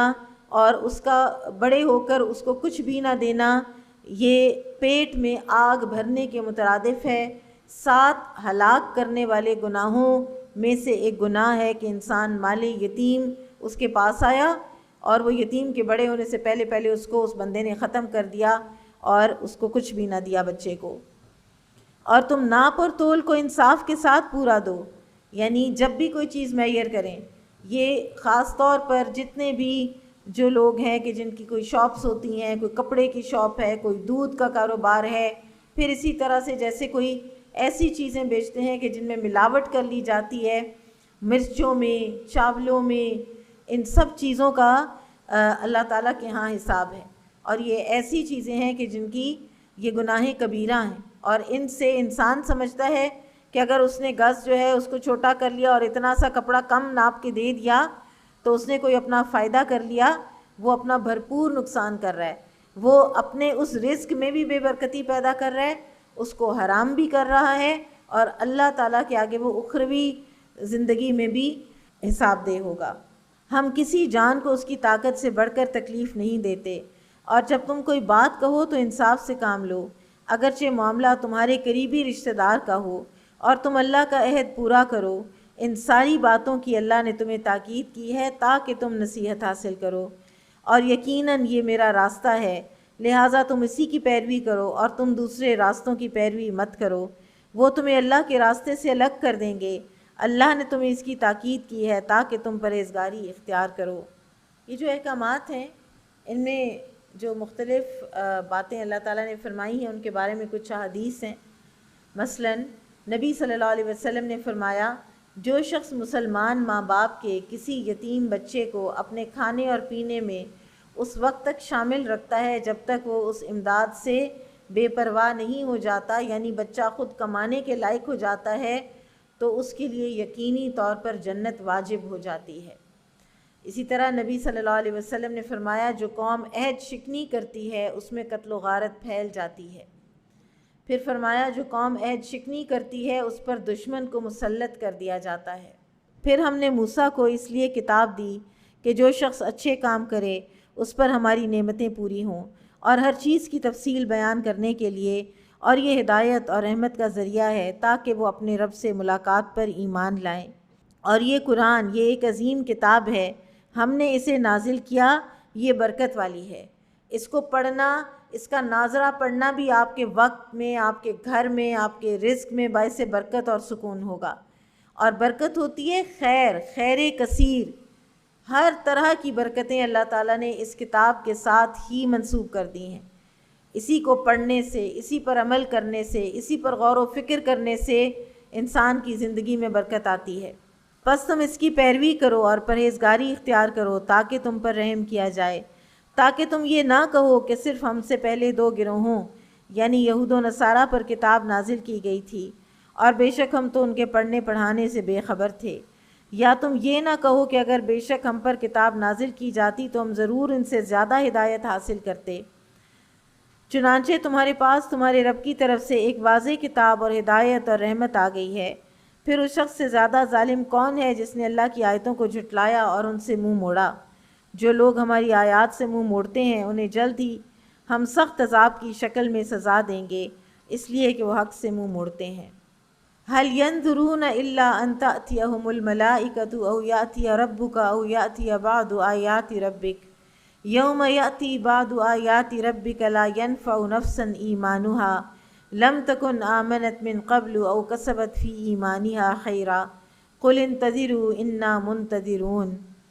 کیا وہ صرف اس بات کا انتظار کر رہے ہیں کہ ان کے پاس فرشتے آئیں یا آپ کا رب آئے یا آپ کے رب کی بعض نشانیاں آئیں؟ جس دن آپ کے رب کی بعض نشانیاں آ جائیں گی تو کسی ایسے شخص کا ایمان لانا اسے فائدہ نہیں دے گا جو اس سے پہلے ایمان نہیں لایا تھا یا اس نے اپنے ایمان میں کوئی نیک عمل نہیں کیا تھا۔ کہہ دیجئے تم انتظار کرو، بے شک ہم بھی انتظار کرنے والے ہیں۔ یہ جو نشانیاں ہیں ان میں ایک تو نزا کا عالم نشانی ہے، کیونکہ جب نزا کا عالم طاری ہو جاتا ہے انسان کے اوپر، اس وقت اگر انسان کہے کہ یہ میرا مال فلاں کو دے دینا اور یہ فلاں کو دے دینا تو اس وقت کوئی فائدہ نہیں ہے، اس وقت تو فلاں کا ہو چکا، اس کا تو اب وہ رہنا ہی نہیں ہے مال۔ ودن سیکنڈز، ودن منٹس وہ مال جو ہے وہ ہو ہی کسی اور کا جانا ہے۔ اور اسی طرح سے قیامت کی آیات کبریٰ ہیں، جیسے سورج کا مغرب سے نکلنا، دابۃ الارض کا نکلنا یعنی زمین سے ایک جانور کا نکلنا، تو یہ وہ وقت ہیں کہ جب انسان ان کو دیکھ لے گا تو اس وقت پھر توبہ کے دروازے بند ہو جائیں گے۔ بے شک جن لوگوں نے اپنے دین میں تفرقہ بازی کی اور وہ گروہوں میں بٹ گئے، آپ کا ان سے کوئی تعلق نہیں، بے شک ان کا معاملہ اللہ کے ہاتھ میں ہے، پھر وہ انہیں ان کاموں سے آگاہ کرے گا جو وہ کرتے رہے تھے۔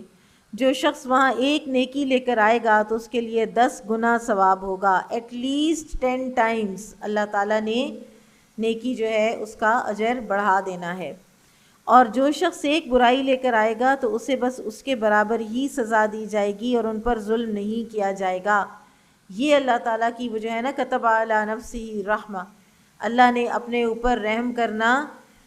جو ہے وہ واجب کیا ہوا ہے اور اس کی رحمت اس کے غصے پر غالب ہے، تو یہ اس کا ایک مظہر ہے کہ انسان نیکی کرتا ہے تو وہ 10 ٹائمز تو ایٹ لیسٹ ملٹیپلائی ہوتی ہے، اس سے زیادہ جتنی بھی اللہ تعالیٰ چاہیں کر سکتے ہیں۔ اور اگر انسان برائی کرتا ہے تو وہ 10 ٹائمز ملٹیپلائی نہیں ہوتا، اس کا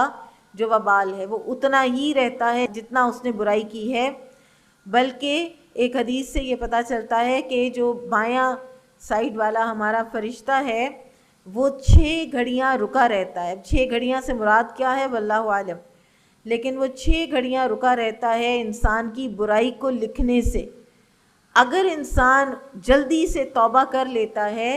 اور نادم ہو جاتا ہے تو وہ لکھتا ہی نہیں ہے اس برائی کو۔ اے نبی صلی اللہ علیہ وسلم کہہ دیجئے بے شک مجھے میرے رب نے سیدھے راستے کی طرف ہدایت دی ہے، صحیح اعلیٰ اقدار کے حامل دین کی، ایک رب کے پرستار ابراہیم علیہ السلام کے طریقے کی، اور وہ مشرکوں میں سے نہیں تھا۔ قل ان صلاتی و نسکی و محیای و مماتی للہ رب العالمین لا شریک لہ و بذالک امرت و انا اول المسلمین۔ کہہ دیجئے بے شک میری نماز،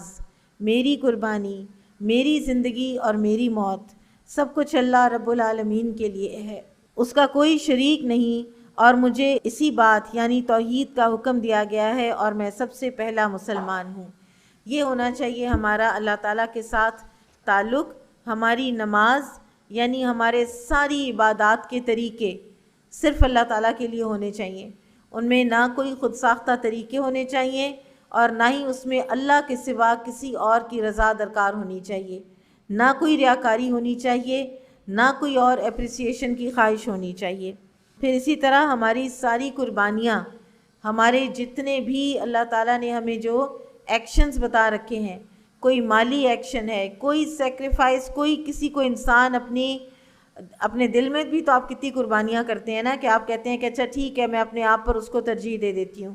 اچھا ٹھیک ہے میں فلاں کو معاف کر دیتی ہوں، لیکن آپ کیوں معاف کرتی ہیں؟ آپ کیوں کسی کو اپنی ذات کے اوپر ترجیح دیتی ہیں؟ یہ دیکھنا ہوگا۔ یہ انسان اگر اللہ کے لیے کرے گا تو پھر اللہ سے اجر پائے گا، کسی مجبوری کے لیے کرے گا، کسی دنیاوی ضرورت کے لیے کرے گا تو وہ پھر اس کی مجبوری یا دنیاوی ضرورت تک ہی وہ چیز جو ہے وہ رہ جائے گی محدود۔ میری زندگی اور میری موت یعنی نماز اور قربانی کی بات کر کے پھر اللہ تعالیٰ نے پوری زندگی ایک ایک ایکشن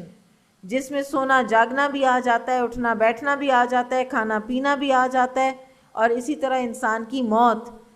اور موت کے سارے جتنے بھی مراحل ہیں سب یا اللہ تیرے لیے ہیں، اور اسی کا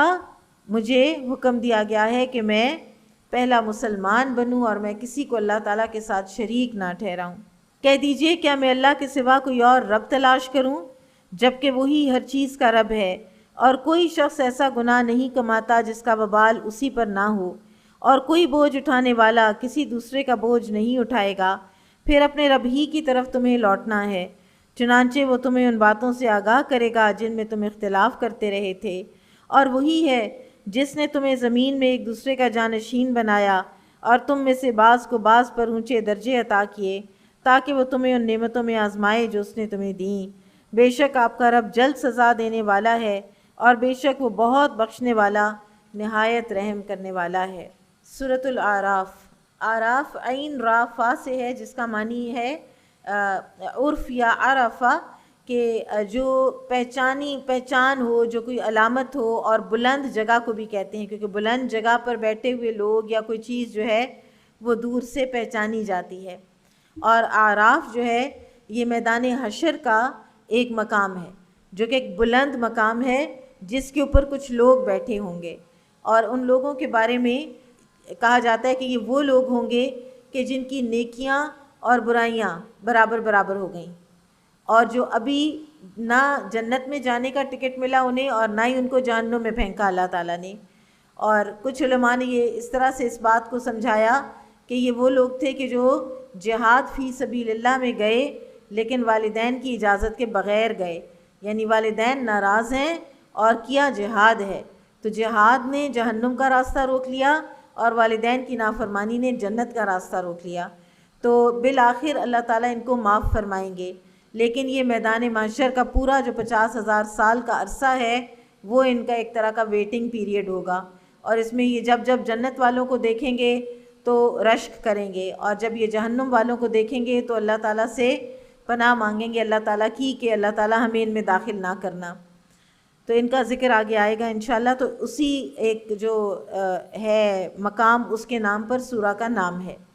طویل سورہ ہے اور وہ سورہ ہے کہ جس میں قرآن کی ترتیب کے اعتبار سے پہلی مرتبہ اس کے اینڈ پر سجدہ تلاوت بھی آئے گا۔ بسم اللہ الرحمن الرحیم۔ الف لام میم صاد کتاب انزل الیک فلا یکن فی صدرک حرج منہ لتنذر بہ وذکری للمؤمنین۔ الف لام میم صاد، اے نبی صلی اللہ علیہ وسلم یہ کتاب آپ کی طرف نازل کی گئی ہے، اس سے آپ کے سینے میں کسی قسم کی تنگی نہیں ہونی چاہیے تاکہ آپ اس کے ذریعے سے لوگوں کو ڈرائیں، اور یہ مومنوں کے لیے نصیحت ہے۔ یعنی جو انسان بھی نبی صلی اللہ علیہ وسلم کے اس مشن کا بیڑا اٹھاتا ہے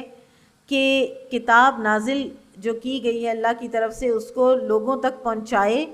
تو پھر اس کے دل میں کوئی تنگی نہیں ہونی چاہیے کہ یہ جو حکم ہے یہ کیسے بتاؤں، ان لوگوں کو نہ بتاؤں، یہ لوگ اس کو لے نہیں سکیں گے۔ تو اللہ تعالیٰ کی طرف سے آئے ہوئے کسی حکم کو چھپا لینا جو ہے وہ اللہ تعالیٰ کے نزدیک بہت بڑا گناہ ہے۔ یعنی اس طرح تو ہم ایک طرح سے یہ کہہ رہے ہیں نا کہ اللہ تعالیٰ نے نعوذ باللہ کچھ غلط احکامات نعوذ باللہ نازل کر دیے ہیں تو یہ لوگوں کو بتانے والے نہیں ہیں۔ تم اس ہدایت کی پیروی کرو جو تمہارے رب کی طرف سے تمہاری طرف نازل کی گئی ہے، اور تم اس کے علاوہ اور دوستوں کی پیروی نہ کرو، تم بہت ہی کم نصیحت حاصل کرتے ہو۔ اور بہت سی بستیاں ایسی ہیں کہ ہم نے انہیں ہلاک کر دیا تو ان کے پاس ہمارا عذاب اس وقت آیا جب وہ رات کو سوئے ہوئے تھے یا وہ دوپہر کو آرام کر رہے تھے، پھر جب ان کے پاس ہمارا عذاب آ گیا تو ان کی پکار بس یہی تھی کہ وہ کہہ اٹھے بے شک ہم ہی ظالم تھے۔ چنانچہ ہم ان لوگوں سے ضرور سوال کریں گے جن کی طرف رسول بھیجے گئے تھے، اور ہم رسولوں سے بھی ضرور سوال کریں گے۔ قیامت کا جو دن ہے وہ 50,000 سال کا ایک لمبا دن ہے، اور اس میں فرق وقتوں پر فرق انسان کے ساتھ حالات واقعات جو ہیں وہ رونما ہو رہے ہونے ہیں، لوگ مختلف مراحل سے گزر رہے ہونے ہیں، اور ان مراحل کی شدت یا آسانی لوگوں کے اعمال کے لحاظ سے ہوگی۔ ایک تو یہ مرحلہ ہے کہ جس پر کسی سے کوئی سوال نہیں پوچھا جائے گا، کوئی حساب نہیں لیا جائے گا، بلکہ ان کو خود سے ہی کیٹیگرائز کر دیا جائے گا، جیسا کہ سورہ رحمان میں آتا ہے فَيَوْمَئِذٍ لَا يُسْأَلُ عَنْ ذَنبِهِ إِنسٌ وَلَا جان۔ پھر اس دن کسی انسان اور کسی جن سے اس کے گناہ کے بارے میں پوچھا نہیں جائے گا کہ گناہ کیا تھا یا نہیں کیا تھا، وہ اس کی پیشانی کے اوپر لکھا ہوا ہوگا کہ مجرم جو ہے وہ اپنی پیشانیوں سے یعرف المجرمون بسیماہم، اپنی پیشانیوں سے پہچان لیے جائیں گے۔ پھر ایک اور مرحلہ ہے جس میں حساب کتاب لیا جائے گا، جس میں یہ پوچھا جائے گا کہ ہاں یہ کیا تھا نا تم نے، تو بتاؤ جو نعمتیں دی گئی تھیں ان کی ناشکری کیوں کی، جو کچھ تمہیں منع کیا گیا تھا وہ تم نے کیوں کیا، جو انعام تم پر کیے گئے تھے ان کے تم نے ناشکری کیوں کی، پھر تم نے یہ کیوں کیا اور یہ کیوں نہ کیا۔ تو اسی آیت میں جو یہ آگے ایک آیت ہے سورہ الصافات کی، اس میں اس مرحلے کا ذکر ہے کہ وہ وقفوہم انہم مسئولون، اور انہیں ٹھہراؤ، بلا شبہ ان سے باز پرس کی جائے گی۔ پھر اسی طرح سے یہ جو آیت ابھی ہم نے پڑھی سورۃ الاعراف کی، اس میں بھی آتا ہے کہ ہم ضرور لوگوں سے سوال کریں گے، اور پھر جن کی طرف رسول بھیجے گئے تھے اور ہم رسولوں سے بھی ضرور ضرور سوال کریں گے، چنانچہ ہم ان لوگوں سے ضرور سوال کریں گے جن کی طرف رسول بھیجے گئے تھے، اور ہم رسولوں سے بھی ضرور سوال کریں گے۔ پھر اسی طرح ایک اور موقع پر لوگوں سے سوالات کیے جائیں گے تو وہ اپنے تمام اعمال کا اعتراف کریں گے اور اللہ سے کچھ بھی چھپا نہیں سکیں گے، جیسا کہ اللہ تعالیٰ فرماتے ہیں وَلَا يَكْتُمُونَ اللَّهَ حَدِيثًا، اور وہ اللہ سے کچھ بھی نہیں چھپا سکیں گے۔ پھر ایک اور مرحلے پر کافروں سے باز پرس کی جائے گی تو وہ جھوٹ بول دیں گے، وہ کہیں گے کہ ہم تو کافر تھے ہی نہیں، لیکن وہاں ان کا جھوٹ نہیں چلے گا کیونکہ اللہ علیم و خبیر کے حضور کھڑے ہوں گے وہ، اور وہ ان کے دلوں کے بھید جانتا ہے، ان کی سرگوشیاں سنتا رہا ہے، ان کی سازشوں سے آگاہ رہا ہے اور ان کی سیاکاریاں دیکھتا رہا ہے۔ تو لہٰذا اللہ تعالیٰ فرماتے ہیں کہ پھر اس جواب طلبی پر ان کی معذرت یہی ہوگی کہ وہ کہیں گے اللہ ہمارے رب کی قسم ہم مشرک نہیں تھے۔ دیکھیں وہ اپنے آپ پر کیسا جھوٹ گھڑیں گے، اور جنہیں وہ جھوٹے معبود بنا لیتے تھے وہ سب ان سے گم ہو جائیں گے۔ یہ آیت ابھی ہم سورۃ الانعام میں پڑھ کے آئے ہیں۔ پھر اسی طرح سے اللہ تعالیٰ سورۃ القصص میں فرماتے ہیں کہ وَيَوْمَ يُنَادِيهِمْ فَيَقُولُ مَاذَا أَجَبْتُمُ الْمُرْسَلِينَ، اور جس دن اللہ انہیں پکارے گا تو وہ کہے گا تم نے رسولوں کو کیا جواب دیا تھا۔ یہ سوال ہر انسان سے جب پوچھا جائے گا کہ تم لوگوں نے رسول کی بات پر کتنا لبیک کہا اور کتنا اس کو پس پشت ڈالا، تو بس یہیں پر انسان کے انجام کا فیصلہ ہو جائے گا۔ پھر ہم سب کچھ اپنے علم سے ان کے سامنے ضرور بیان کریں گے، اور ہم دنیا میں غائب یا غیر حاضر تو نہیں تھے، اور اس دن اعمال کا وزن کیا جانا برحق ہے۔ انسان کے اعمال تولے جائیں گے، یعنی عمل جو ہے وہ عمل کی وہ نہیں تولی جائے گی کوانٹٹی، اس کی کوالٹی، اور وہ نیت ہی ہے کہ جو کھجور کے آدھے ٹکڑے کو احد پہاڑ جتنا وزن بھی اس کا بنا سکتی ہے۔ تو ڈیپینڈ کرتا ہے کہ وہ وزن جو ہے وہ کس چیز کا ہے۔ اب کوئی ریاکاری سے کیا ہوا بڑے سے بڑا صدقہ یا بڑے سے بڑا کوئی نیک کام بے وزن ہو جائے گا۔ قیامت کے دن نبی صلی اللہ علیہ وسلم نے فرمایا کہ کچھ لوگ ایسے آئیں گے کہ جو تہامہ کے پہاڑوں جتنی نیکیاں لے کر آئیں گے، لیکن میزان میں ان کا کچھ بھی وزن نہیں ہوگا۔ بڑے بڑے ترازو قیامت کے دن رکھ دیے جائیں گے، اور اگر اس میں زمین و آسمان کا بھی وزن کرنا ہو تو وہ وسیع ہو جائے گا۔ فرشتے پوچھیں گے کہ ترازو کس کے لیے وزن کرے گا؟ اللہ تعالیٰ فرمائیں گے میں اپنی خلقت میں سے جس کے لیے چاہوں گا، یعنی جس کے چاہوں گا تول اتنے بھاری کر دوں گا۔ فرشتے کہیں گے اے اللہ تو پاک ہے، ہم تیری عبادت ویسی نہ کر سکے جیسا کہ کرنے کا حق تھا، یعنی فرشتے کہیں گے کہ اللہ تو اپنے بندوں کو اتنا اجر دینے والا ہے۔ یہ اتنے بڑے ترازو ہوں گے، لیکن انہی ترازوؤں میں کوئی بھی انسان جو ہے وہ ایسے نیکی لائے گا اگر کہ جو اخلاص کے ساتھ کی گئی ہوگی تو وہی قبول ہوگی، ورنہ قبول نہیں ہونے والی، ورنہ اس کا کوئی وزن نہیں ہونے والا۔ اور جس شخص کے نیک اعمال کے وزن ہلکے ہو گئے تو وہی لوگ ہیں جنہوں نے اپنی جانوں کو خسارے میں ڈالا، اس لیے کہ وہ ہماری آیات کے ساتھ بے انصافی کرتے تھے۔ اور بلا شبہ ہم نے تمہیں زمین میں قدرت دی اور اس میں تمہارے لیے گزران کے اسباب فراہم کر دیے، تم بہت ہی کم شکر کرتے ہو۔ اور بلا شبہ ہم نے تمہیں پیدا کیا، پھر تمہاری صورتیں بنائیں، پھر ہم نے فرشتوں سے کہا تم آدم کو سجدہ کرو، چنانچہ انہوں نے سجدہ کیا سوائے ابلیس کے، اور وہ سجدہ کرنے والوں میں نہ ہوا۔ انس رضی اللہ تعالیٰ عنہ سے روایت ہے کہ رسول اللہ صلی اللہ علیہ وسلم نے فرمایا کہ جب اللہ تبارک و تعالیٰ نے آدم علیہ السلام کی تصویر یعنی ڈھانچہ تیار کر لیا تو اسے یوں ہی پڑا ہوا چھوڑ دیا۔ ابلیس اس کے ارد گرد گھوم کر اسے دیکھنے لگ گیا۔ جب اس نے دیکھا کہ یہ تو اندر سے خالی یعنی کھوکھلا ہے تو کہا میں اس کے مقابلے میں کامیاب ہو جاؤں گا، کیونکہ یہ ایک ایسی مخلوق ہے جو اپنے آپ پر قابو نہیں پا سکے گی۔ یہ بھی انسان کی آزمائش ہے کہ انسان پیدا کیا گیا ہے تھوڑ دلا بھی اور جلد باز بھی، اور انسان کے بعض لوگ ہوتے ہیں جن کے اندر ٹھہراؤ قدرتی طور پر ہوتا ہے، اور بعض لوگوں نے پھر وہ ٹھہراؤ اپنے اندر پیدا کرنا ہے۔ پھر وہی بات ہے کہ جس انسان کا جو ٹیسٹ ہے، جو اس کی کمزوری ہے، وہی اس کا ٹیسٹ ہے، وہی اس کا امتحان ہے۔ تو ابلیس سجدہ کرنے والوں میں شامل نہ ہوا۔ قال ما منعک الا تسجد اذ امرتک، اللہ نے کہا تجھے کس چیز نے روکا کہ تو نے سجدہ نہ کیا جبکہ میں نے تجھے حکم دیا تھا؟ وہ بولا میں اس سے بہتر ہوں۔ اب آسمانوں پر جو ایک پہلا گناہ ابلیس نے خود کیا ہے وہ ہے تکبر، اور تکبر کس نوعیت کا کہ دوسرے سے اپنے آپ کو بہتر سمجھنا اپنے نسل کی وجہ سے۔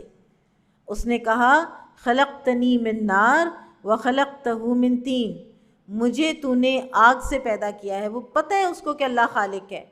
وہ اللہ کو کسی صورت ڈینائی نہیں کر رہا، لیکن وہ اللہ تعالیٰ کے حکم کو لاجک کی بنیاد پر ریجیکٹ کر رہا ہے، اور لاجک اس کی یہ ہے کہ میں آگ سے بنا ہوں اور یہ گیلی مٹی سے بنا ہے، میں بہتر ہوں اس سے، میں کیوں سجدہ کروں اس کو۔ تو اللہ تعالیٰ کے احکامات کی لاجکس نکالنا اور ان لاجکس کی وجہ سے پھر اللہ تعالیٰ کے احکامات کی بلیٹنٹ نافرمانی کرنا، یہ ابلیس کا بتایا ہوا ایک طریقہ کار ہے، یہ ابلیس کا ہتھ کنڈا ہے، یہ اس کا طریقہ ہے۔ اچھا، یہ بھی اس کی غلط فہمی ہے کہ آگ جو ہے وہ مٹی سے بہتر ہے، مٹی ہی بہتر ہے۔ آگ تو اچھلتی ہے، ڈسٹرکٹیو ہے، جلاتی ہے، راکھ کر دیتی ہے۔ مٹی کے اندر دباؤ ہے، مٹی اپنے اندر آپ دیکھیں کتنی کتنی خیر سمیٹتی ہے، جتنے اس نے میتیں ہی سمیٹ لی اپنے اندر، اور اس کے اندر کوئی تعفن نہیں بنتا۔ آپ دیکھیں کہ زمین سے چند گز نیچے میتیں ہوتی ہیں نا، لیکن وہ انسانوں کو پتہ ہی نہیں چلنے دیتا، جو زندہ انسان ہے وہ مٹی پتہ ہی نہیں چلنے دیتی۔ پھر اس کے اندر پانی ہے، اس کے اندر تیل ہے، اس کے اندر خزانے ہیں، سے ہی یہ نباتات اگتی ہیں ساری، کیا نہیں ہے اس کے اندر؟ تو لہٰذا مٹی ہی بہتر ہے، اور مٹی میں عاجزی ہے، انکساری ہے، جو کہ اللہ تعالیٰ کو پسند ہے۔ تو یہ بھی وہ جو آگ والا اور بھڑکیلا اور غسیلا ایک جو اس کا انداز ہے، اسی کی وجہ سے اس نے ایک سیکنڈ میں یہ کہہ دیا ہے کہ میں بہتر ہوں اس سے۔ اللہ نے کہا پھر تو اس آسمان سے اتر جا، کیونکہ تیرے لائق یہ نہیں تھا کہ تو اس میں تکبر کرتا، لہٰذا تو نکل جا، بے شک تو ذلیلوں میں سے ہے۔ اس نے کہا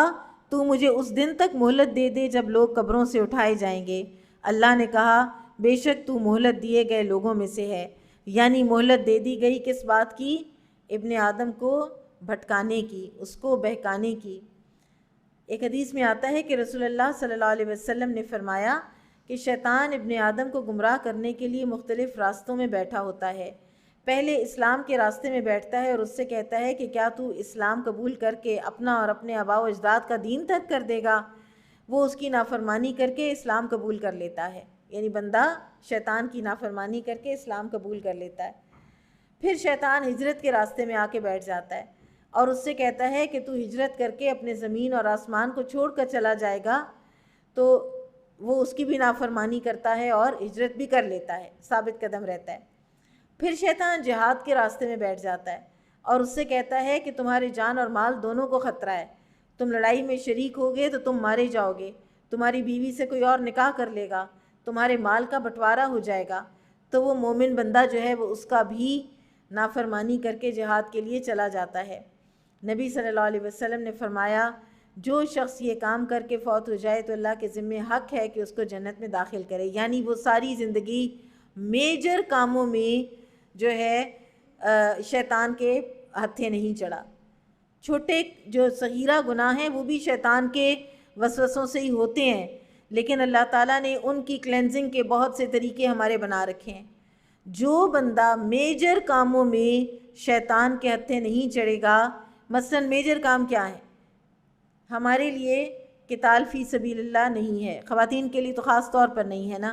ہمارے لیے اس وقت وطن کی ہجرت بھی ایز سچ کوئی سامنے نظر نہیں آتی ہے، ٹھیک ہے، مسلمان ہم پہلے سے ہیں، اللہ تعالیٰ نے ہمیں مسلمان گھرانوں میں پیدا کیا ہے۔ تو جتنے بھی کبیرہ گناہ ہیں، جتنے بھی کبائر ہیں،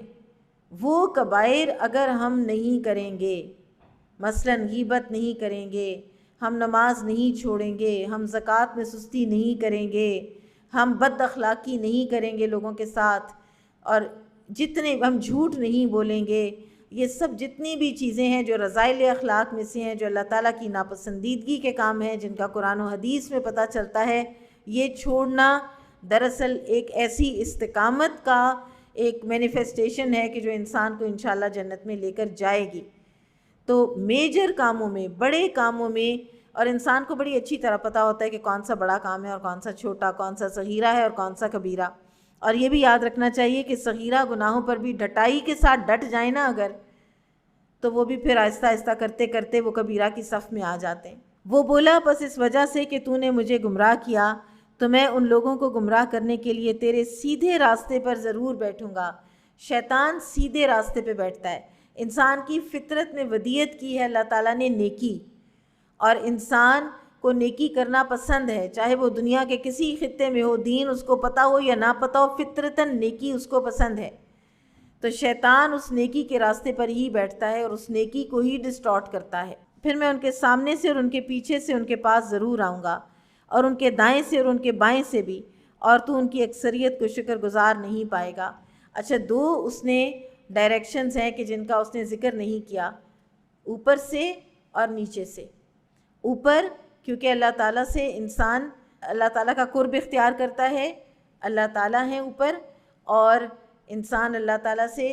جب سجدے میں جاتا ہے تو انسان دعائیں کرتا ہے۔ تو یہ اللہ تعالیٰ کے ساتھ جو تعلق ہے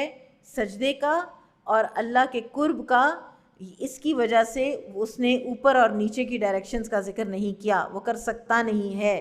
تو یہ دو ڈائریکشنز اپنی مضبوط رکھیں اللہ تعالیٰ کے ساتھ، وہ دائیں بائیں آگے پیچھے والا سارا اس کا جو ویب ہے وہ کمزور ہو جائے گا، وہ تو ہے ہی کمزور۔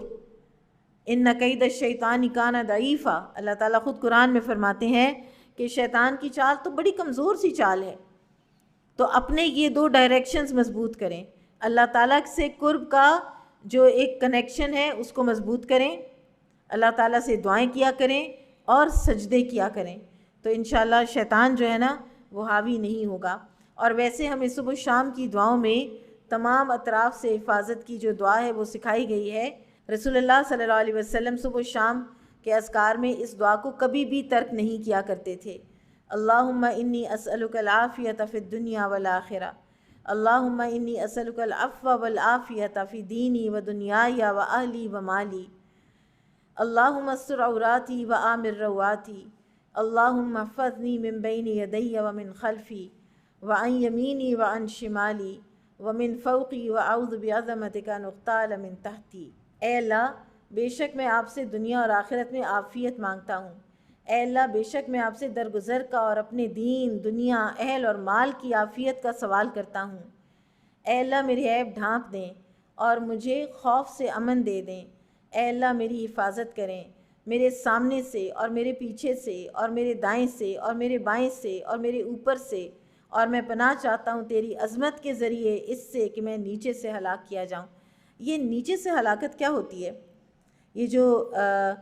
تحت ارجلکم ہے، ایک اللہ تعالیٰ کے عذاب کا ایک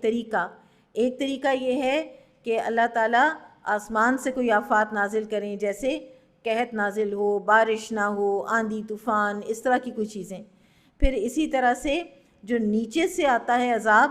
وہ ایک کیفیت ہے کہ جس میں کوئی زلزلہ آ سکتا ہے، لینڈ سلائیڈ ہو سکتی ہے، زمین پھٹے اور انسان نعوذ باللہ اس میں دھنس جائے۔ اور ایک اور جو تحت ارجلکم، پیروں کے نیچے سے جو عذاب کی ایک انٹرپریٹیشن کی گئی ہے، وہ یہ ہے کہ آپ کے ماتحت آپ کے خادم جو ہیں وہ نافرمان ہو جائیں، آپ کا کوئی رو بھی نہ رہ جائے اور وہ آپ کی بات مان کر ہی نہ دیں، تو وہ بھی ایک انسان کے اوپر ایک عذاب کی سی کیفیت ہوتی ہے۔ تو یہ ایک تابعی تھے جو کہا کرتے تھے کہ میں جب بھی اپنے خادم میں یا اپنی سواری میں، ان کی تو جاندار سواریاں ہوتی تھی نا، تو ہم بھی دیکھ سکتے ہیں گاڑی اگر اکثر خراب ہو رہی ہے، گاڑی اگر کام ہی نہیں آ رہی، خادم جو ہے وہ آیا ہے، ایک آیا ہے وہ چھوڑ کے چلا گیا، دوسرا آیا ہے وہ کسی اور مزاج کا ہے، تیسرا آیا ہے تو وہ بات ہی نہیں مانتا، تو آپ کے لیے آپ کے خادم آزمائش بنے ہوئے ہیں۔ تو وہ کہتے تھے کہ جب میں ایسا دیکھتا ہوں نا کہ میرے گھر میں یا میری سواری میں یا میرے خادموں میں میرے لیے آزمائش بنی ہوئی ہے تو میں خود کثرت سے استغفار کرنے لگ جاتا ہوں، کیونکہ یہ اللہ تعالیٰ کے ایک عذاب کی کیفیت ہے اور انسان کے کسی نہ کسی گناہ کا بعض اوقات یہ نتیجہ ہوتی ہے۔ اللہ نے فرمایا نکل جا یہاں سے، تو حقیر اور دھتکارا ہوا ہے، پھر ان میں سے جو تیری پیروی کرے گا تو میں جہنم کو تم سب سے بھر دوں گا، ضرور بھر دوں گا، اور اے آدم تو اور تیری بیوی جنت میں رہو اور تم دونوں جہاں سے چاہو کھاؤ، اور تم دونوں اس درخت کے قریب مت جانا ورنہ تم دونوں ظالموں میں سے ہو جاؤ گے۔ پھر شیطان نے ان دونوں کو بہکانے کے لیے ان کے دل میں وسوسہ ڈالا۔ اب یہاں پر ایک بہت بڑا احسان بھی ہے، سورۃ البقرہ میں بھی ہم نے پڑھا ہے اور یہاں پہ بھی پڑھ رہے ہیں خواتین پر اللہ تعالیٰ کا، کہ وہ جو کرسچینٹی کے اندر ایک بات جو ہے وہ پھیلا دی گئی کہ حوا علیہ السلام ہی نے آدم علیہ السلام کو پھسلایا اور انہی نے قصور کیا، اور اسی لیے وہ کیونکہ ان کو ایو کہا جاتا ہے تو اسی سے یہ لفظ ایول کا لفظ بھی ادھر سے ہی جو ہے یہ ایوالو ہوا کہ یہ بڑی غلط اور خطرناک یہ مخلوق ہے جو عورت ہے۔ تو اللہ تعالیٰ نے یہ بھی برات کی ہے عورت کی کہ دونوں پھسلے، دونوں بہکاوے میں آئے، دونوں نے پھل کھایا، اللہ تعالیٰ نے کسی ایک کا ایک دوسرے سے زیادہ قصور نہیں بنایا۔ اس سے ایک بات بڑی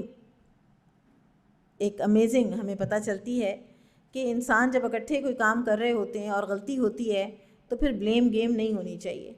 پھر یہی ہونا چاہیے کہ ٹھیک ہے، یعنی سبھی اکٹھے تھے نا، ایک سے غلطی ہوئی تو دوسرا پن پوائنٹ کرنا بھولا، تیسرے سے اوور لک ہوئی، کچھ تو ہوا نا،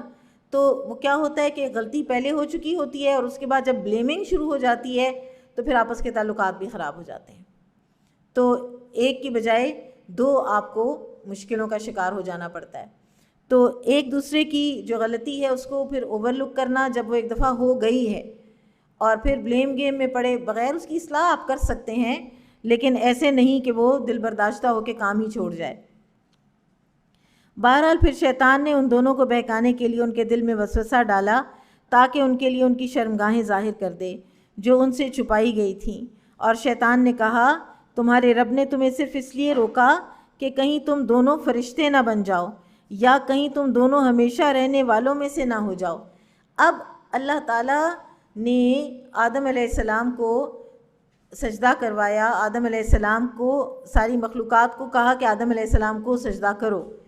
یہ سب چیزیں آدم علیہ السلام کے سامنے ہیں، ان کے ذہن میں ہیں، اس کے باوجود شیطان نے ایسا ایک اٹیک کیا کہ اس میں وہ اس کے بہکاوے میں آ گئے، اور آگے چل کے آتا ہے کہ اس نے ان دونوں کے سامنے قسم کھائی، اس نے قسم کھائی کہ میں تمہارا دونوں کا خیر خواہ ہوں، اور اس میں علماء کہتے ہیں کہ آدم علیہ السلام اس قسم کی وجہ سے اس کے بہکاوے میں آ گئے، کیونکہ وہ سوچ ہی نہیں سکتے تھے کہ کوئی بھی مخلوق اللہ کی جھوٹی قسم بھی کھا سکتی ہے، تو اس وقت پھر وہ پھل جو ہے وہ انہوں نے کھا لیا اور وہ اس کے بہکاوے میں آ گئے۔ یہاں شیطان کا ایک بڑا اہم اٹیک ہمیں پتہ چل رہا ہے، اور وہ یہ ہے کہ اللہ کے بارے میں انسان کو بدگمان کرنا کہ اللہ تمہارا خیر خواہ نہیں ہے، میں تمہارا خیر خواہ ہوں۔ اللہ تو چاہتا نہیں ہے نا کہ تم فرشتے بن جاؤ، ہم کیوں فرشتہ بنے؟ فرشتوں نے تو ہمیں سجدہ کیا ہے، ہمیں تو ضرورت ہی نہیں فرشتہ بننے کی۔ تو ایک ایسی بات کہ جو بالکل بے اصل ہوتی ہے، جس کا کہ کوئی نہیں، کوئی اس کی کوئی روٹس نہیں ہوتی، جو بالکل کمزور دلیل ہوتی ہے، لیکن لاتا اس زور سے ہے کہ انسان اس کو بعض اوقات مان جاتا ہے، اور یا یہ کہ تمہیں ہمیشگی کی زندگی نہیں اللہ دینا چاہتا۔ اللہ تعالیٰ کے بارے میں بدگمان ہونا بہت بڑی بدنصیبی ہے، بہت بڑی بدبختی ہے۔ کچھ بھی ہو جائے انسان یہ کبھی نہ سوچے کہ اللہ تعالیٰ مجھے پسند نہیں کرتے تو اللہ تعالیٰ ایسے کرتے ہیں، میری تو اللہ نے نہیں سننی۔ یہ اس طرح کی جو اللہ تعالیٰ کے ساتھ بدگمانی ہے نا، وہ پھر واقع ہو جاتی ہے اس لیے کہ آپ صلی اللہ علیہ وسلم نے فرمایا کہ اللہ تعالیٰ فرماتے ہیں انا عند ظن عبدی بی، میں اپنے بندے کے ساتھ ویسا معاملہ کرتا ہوں جیسا وہ مجھ سے گمان کرتا ہے۔ تو لہٰذا اللہ تعالیٰ کے بارے میں کبھی بھی کوئی بدگمانی آپ کو آنے لگے تو آپ فوراً یہ یاد رکھیں کہ یہ شیطان کا حربہ ہے جو اس نے آدم علیہ السلام پر بھی استعمال کیا تھا۔ چنانچہ شیطان نے ان دونوں کو دھوکہ دے کر پھسلا دیا۔ پھر جب ان دونوں نے اس درخت کا پھل چکھا تو ان دونوں کی شرمگاہیں ان پر ظاہر ہو گئیں اور وہ دونوں اپنے اوپر جنت کے پتے چپکانے لگے، کیونکہ حیا کا جذبہ جو ہے وہ انسان کے اندر فطری جذبہ ہے، تاکہ سطر ڈھانک سکیں۔ اور ان کے رب نے ان کو آواز دی۔ اب سارا کچھ ہوا ہے، ایک وقت لگا ہے، ایک عرصہ لگا ہے، شیطان نے ان کو بہکایا ہے، اور پھر جب سب ہو گیا ہے تو اللہ تعالیٰ نے بات کی ہے۔ اللہ تعالیٰ نے درمیان میں انٹروین نہیں کیا ہے تاکہ انسان کو یہ پتہ چلے کہ شیطان کس حد تک انسان کو بہکا سکتا ہے۔ اور اگر اللہ تعالیٰ درمیان میں انٹروین کرتے اور آدم علیہ السلام کو پھل نہ کھانے دیتے تو یہ تو نہیں پتہ چلنا تھا نا کہ حرام کھانا جو ہے وہ انسان کی حیا کے اوپر ڈائریکٹ اثر انداز ہوتا ہے،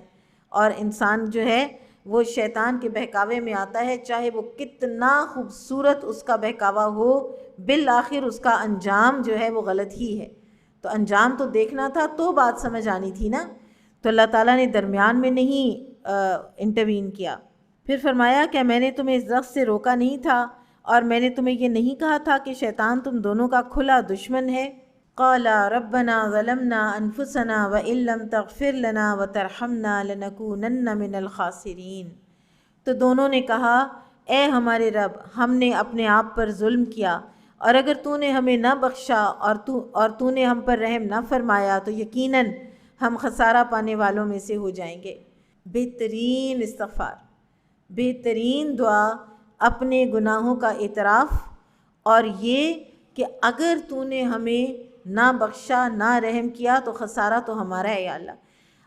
ہم بعض اوقات انسان جب شیطان کے نرغے میں ہوتا ہے نا تو اپنے گناہ کا عذر تراشتا ہے، اور یہ شیطانی فعل ہے۔ شیطان نے بھی اپنے گناہ کا عذر تراشا تھا۔ آدم علیہ السلام سے بھی غلطی ہوئی ہے، اللہ کی نافرمانی ہو گئی ہے ان سے، لیکن فوراً انہوں نے عاجزی اور انکساری اختیار کی ہے۔ یہ ہے وہ مٹی کے اثرات کہ جس سے وہ بنا ہے انسان، کہ انسان کو پھر عاجزی آ جاتی ہے اس کے اندر، وہ اللہ تعالیٰ کے آگے جھکتا ہے، وہ یہ بات مانتا ہے کہ اگر اللہ نے معاف نہ کیا تو خسارہ میرا ہی ہے، اللہ کا کوئی نقصان نہیں میں کر سکتا۔ اللہ نے کہا تم اتر جاؤ، تم ایک دوسرے کے دشمن ہو، اور تمہیں زمین میں ٹھہرنا اور ایک مقررہ وقت تک فائدہ اٹھانا ہے، اور فرمایا تم اسی زمین میں زندہ رہو گے اور اسی میں تم مرو گے، اور قیامت کے دن اسی سے تم نکالے جاؤ گے۔ اے بنی آدم، بے شک ہم نے تم پر ایسا لباس نازل کیا جو تمہاری شرمگاہیں چھپاتا ہے اور زینت کا باعث ہے، اور پرہیزگاری کا لباس بہت بہتر ہے۔ اب اللہ تعالیٰ نے لباس نازل کیا ہے، یعنی لباس بنانے کے طریقے انسان کو ودیت کیے ہیں۔ ایک وقت تھا جب انسان کھالیں پہنتا تھا اور اپنے بیسک سطر جو ہے اس کو کرتا تھا، حفاظت کرتا تھا، ان کو چھپاتا تھا۔ پتوں کے ساتھ بھی کوئی جو چھالیں ہیں وہ بنا کر بھی وہ بھی پہنی ہیں۔ اگر آپ سٹون ایج مین کی کبھی کوئی تصویریں دیکھیں تو آپ کو اسی طرح کے سطر ڈھپے ہوئے نظر آئیں گے، لیکن فطری یہ ضرور چیز تھی کہ یہ ہم اپنے جسم کو ہم نے ڈھانپنا ہے کسی چیز کے ساتھ۔ پھر آہستہ آہستہ جیسے جیسے وقت جو ہے وہ ترقی کرتا گیا، تو اب آپ اپنا آج کا دور دیکھ لیں کہ کیا کیا میٹیریلز ہیں، کیا کیا خوبصورتی ہے، کیا کیا ڈیزائنز ہیں۔ اگر وہ حلال سے ہوں اور ان میں اسراف نہ ہو تو آپ جتنا بھی خوبصورت لباس پہننا چاہیں آپ پہن سکتے ہیں، لیکن ان کے اندر بے پردگی بھی نہیں ہونی چاہیے۔ مثلاً اتنا ٹائٹ فٹڈ نہ ہو کہ انسان کا جسم جھلکے، اور نہ ہی وہ ٹرانسپیرنٹ ہو کہ اندر سے نظر آتا رہے۔ اور پرہیزگاری کا لباس بہت بہتر ہے، یعنی انسان کے اندر تقویٰ ہونا چاہیے۔ کسی بھی قسم کا بہترین لباس چاہے آپ پہن لیں، اس کے رنگ، اس کے ڈیزائن، اس کی کڑھائیاں، اس کی جو بھی، لیکن انسان کے اندر اس لباس کو پہننے کے بعد تقویٰ ہٹنا نہیں چاہیے۔ تقویٰ پھر بھی اللہ کا ادھر ہی برقرار رہنا چاہیے، انسان اپنے آپے میں ہی رہے، کچھ بھی اس کو پہننے کو مل جائے، کوئی میٹیریل بھی افورڈ کرنے لگ جائے، لیکن انسان رہے اپنے آپے میں ہی کہ میں ہوں کون، میں اللہ کا بندہ ہوں اور مجھے اللہ کی نافرمانی نہیں کرنی۔ اور یہ بھی کہا جاتا ہے کہ اسلام سے پہلے دور جاہلیت میں عرب کے بت پرست برہنہ حالت میں کعبہ کا طواف کیا کرتے تھے، اور جب اسلام غالب آ گیا اور مکہ فتح ہو گیا تو ان بت پرستوں اور مشرکین کو مکہ میں داخل ہونے سے منع کر دیا گیا اور سب کو برہنہ حالت میں طواف کعبہ سے روک دیا گیا۔ تو تقویٰ ہوگا تو یہ برہنہ حالت میں طواف کعبہ رکے گا نا۔ یہ اللہ کی نشانیوں میں سے ہے تاکہ لوگ نصیحت حاصل کریں۔ رسول اللہ صلی اللہ علیہ وسلم نے فرمایا جہنمیوں کی 2 قسمیں ہیں جو میں نے ابھی تک نہیں دیکھیں، یعنی آپ صلی اللہ علیہ وسلم کے دور میں وہ نہیں تھے، یہ بعد کی پیداوار ہیں۔ وہ جن کے پاس بیل کی طرح کے کوڑے ہوں گے جن سے وہ لوگوں کو ماریں گے، یعنی ظالم حکمران، لوگوں پر رعایا پر ظلم کرنے والے، مارنے والے، انہیں فزیکل تشدد کرنے والے۔ اور دوسری وہ عورتیں جو کپڑے پہننے کے باوجود برہنہ ہوں گی، مائل ہونے والی، دوسروں کو اپنی طرف مائل کرنے والی، ان کے سر ایک بختی اونٹ کی کوہان کی طرح ہیں۔ پھر فرمایا ایسی عورت جنت میں داخل نہ ہوگی اور نہ جنت کی خوشبو پائے گی۔ تو اپنے لباس کو بھی دیکھ کے رکھیں، شفاف اور وصاف نہیں ہونا چاہیے، یعنی ٹرانسپیرنٹ اور بہت ٹائٹ فٹنگ والا نہیں ہونا چاہیے۔ اور یہ جو بختی اونٹ کے کوہان کی طرح سر ہیں، اس سے وہ مراد ہے کہ جو بہت اونچا کوئی ادھر ایسا ہیئر سٹائل کے جو دور سے نظر آئے، وہ جو ہمپ ٹائپ اوپر بنا لیا جاتا ہے نا، وہ نہیں بنانا چاہیے۔ بعض اوقات تو یہ جو گاؤن سکارف میں ہوتی ہیں خواتین، تو انہوں نے بھی یہاں کوئی چیز لگا لی ہوتی، آرٹیفیشل لگا کے اس کو اوپر اتنا وہ کر لیتی ہیں۔ آپ نے جب حجاب کیا ہے تو آپ کو تو لو پروفائل ہو جانا چاہیے نا، پھر اس کا مطلب ہے آپ چاہتے ہیں کہ آپ لو پروفائل رہیں، آپ کا حجاب آپ کو لوگوں کی نظروں میں آنے سے بچائے۔ لیکن وہ آج کل تو حجاب اور ان کے سارے طریقے ایسے ہو گئے ہیں کہ آپ مزید زیادہ لوگوں کی نظروں میں آنے لگ جاتے ہیں۔ اے بنی آدم، کہیں شیطان تمہیں فتنے میں نہ ڈال دے، جس طرح اس نے تمہارے ماں باپ کو جنت سے نکلوایا تھا جب اس نے ان دونوں کا لباس اتروایا تھا تاکہ ان کو ان کی شرمگاہیں دکھا دے۔ بے شک وہ اور اس کا قبیلہ تمہیں دیکھتا ہے جہاں سے تم انہیں نہیں دیکھتے۔ شیطان ہمیں وہاں سے دیکھتا ہے جہاں سے ہم شیطان کو نہیں دیکھتے۔ یہ بھی ہمارا امتحان ہے، اور شیطان کو ایک پاور ہے جو اللہ تعالیٰ نے دے رکھی ہے جنات کو۔ بے شک ہم نے شیطانوں کو ان لوگوں کے دوست بنا دیا جو ایمان نہیں لاتے، اور جب وہ کوئی بے حیائی کا کام کرتے ہیں تو کہتے ہیں کہ ہم نے اپنے باپ دادا کو یہی کرتے پایا اور اللہ نے ہمیں اس کا حکم دیا ہے۔ اے نبی صلی اللہ علیہ وسلم، آپ کہہ دیجئے اللہ قطعاً بے حیائی کا حکم نہیں دیتا۔ کہتے تھے یہ جو برہنہ طواف ہے، اب اس کی لاجک کیا دیتے تھے برہنہ طواف کی؟ قریش جو تھے وہ خود برہنہ طواف نہیں کرتے تھے، ارد گرد کے جو قبائل کے لوگ تھے، خواتین کچھ سطر ڈھانپتی تھیں، مرد حضرات برہنہ ہوتے تھے اور کہتے تھے کہ جن کپڑوں میں گناہ کرتے ہیں ان کپڑوں میں طواف تو نہیں کیا جا سکتا، تو بجائے اس کے کہ گناہ چھوڑ دیے جائیں ہم کپڑے اتار دیتے ہیں اتنی دیر کے لیے جتنی دیر ہم طواف کر رہے ہیں، اور کہتے تھے ہمیں اللہ نے اس بات کا حکم دیا ہے۔ تو اللہ تعالیٰ فرماتے ہیں کہ اللہ تعالیٰ قطعاً بے حیائی کا حکم نہیں دیتا۔ اور قریش نے یہ طریقہ بنا رکھا تھا کہ ہم سے کوئی لباس لے لے، ہمارا پہن لے تو ٹھیک ہے، اپنے نہیں پہن کے آ سکتے۔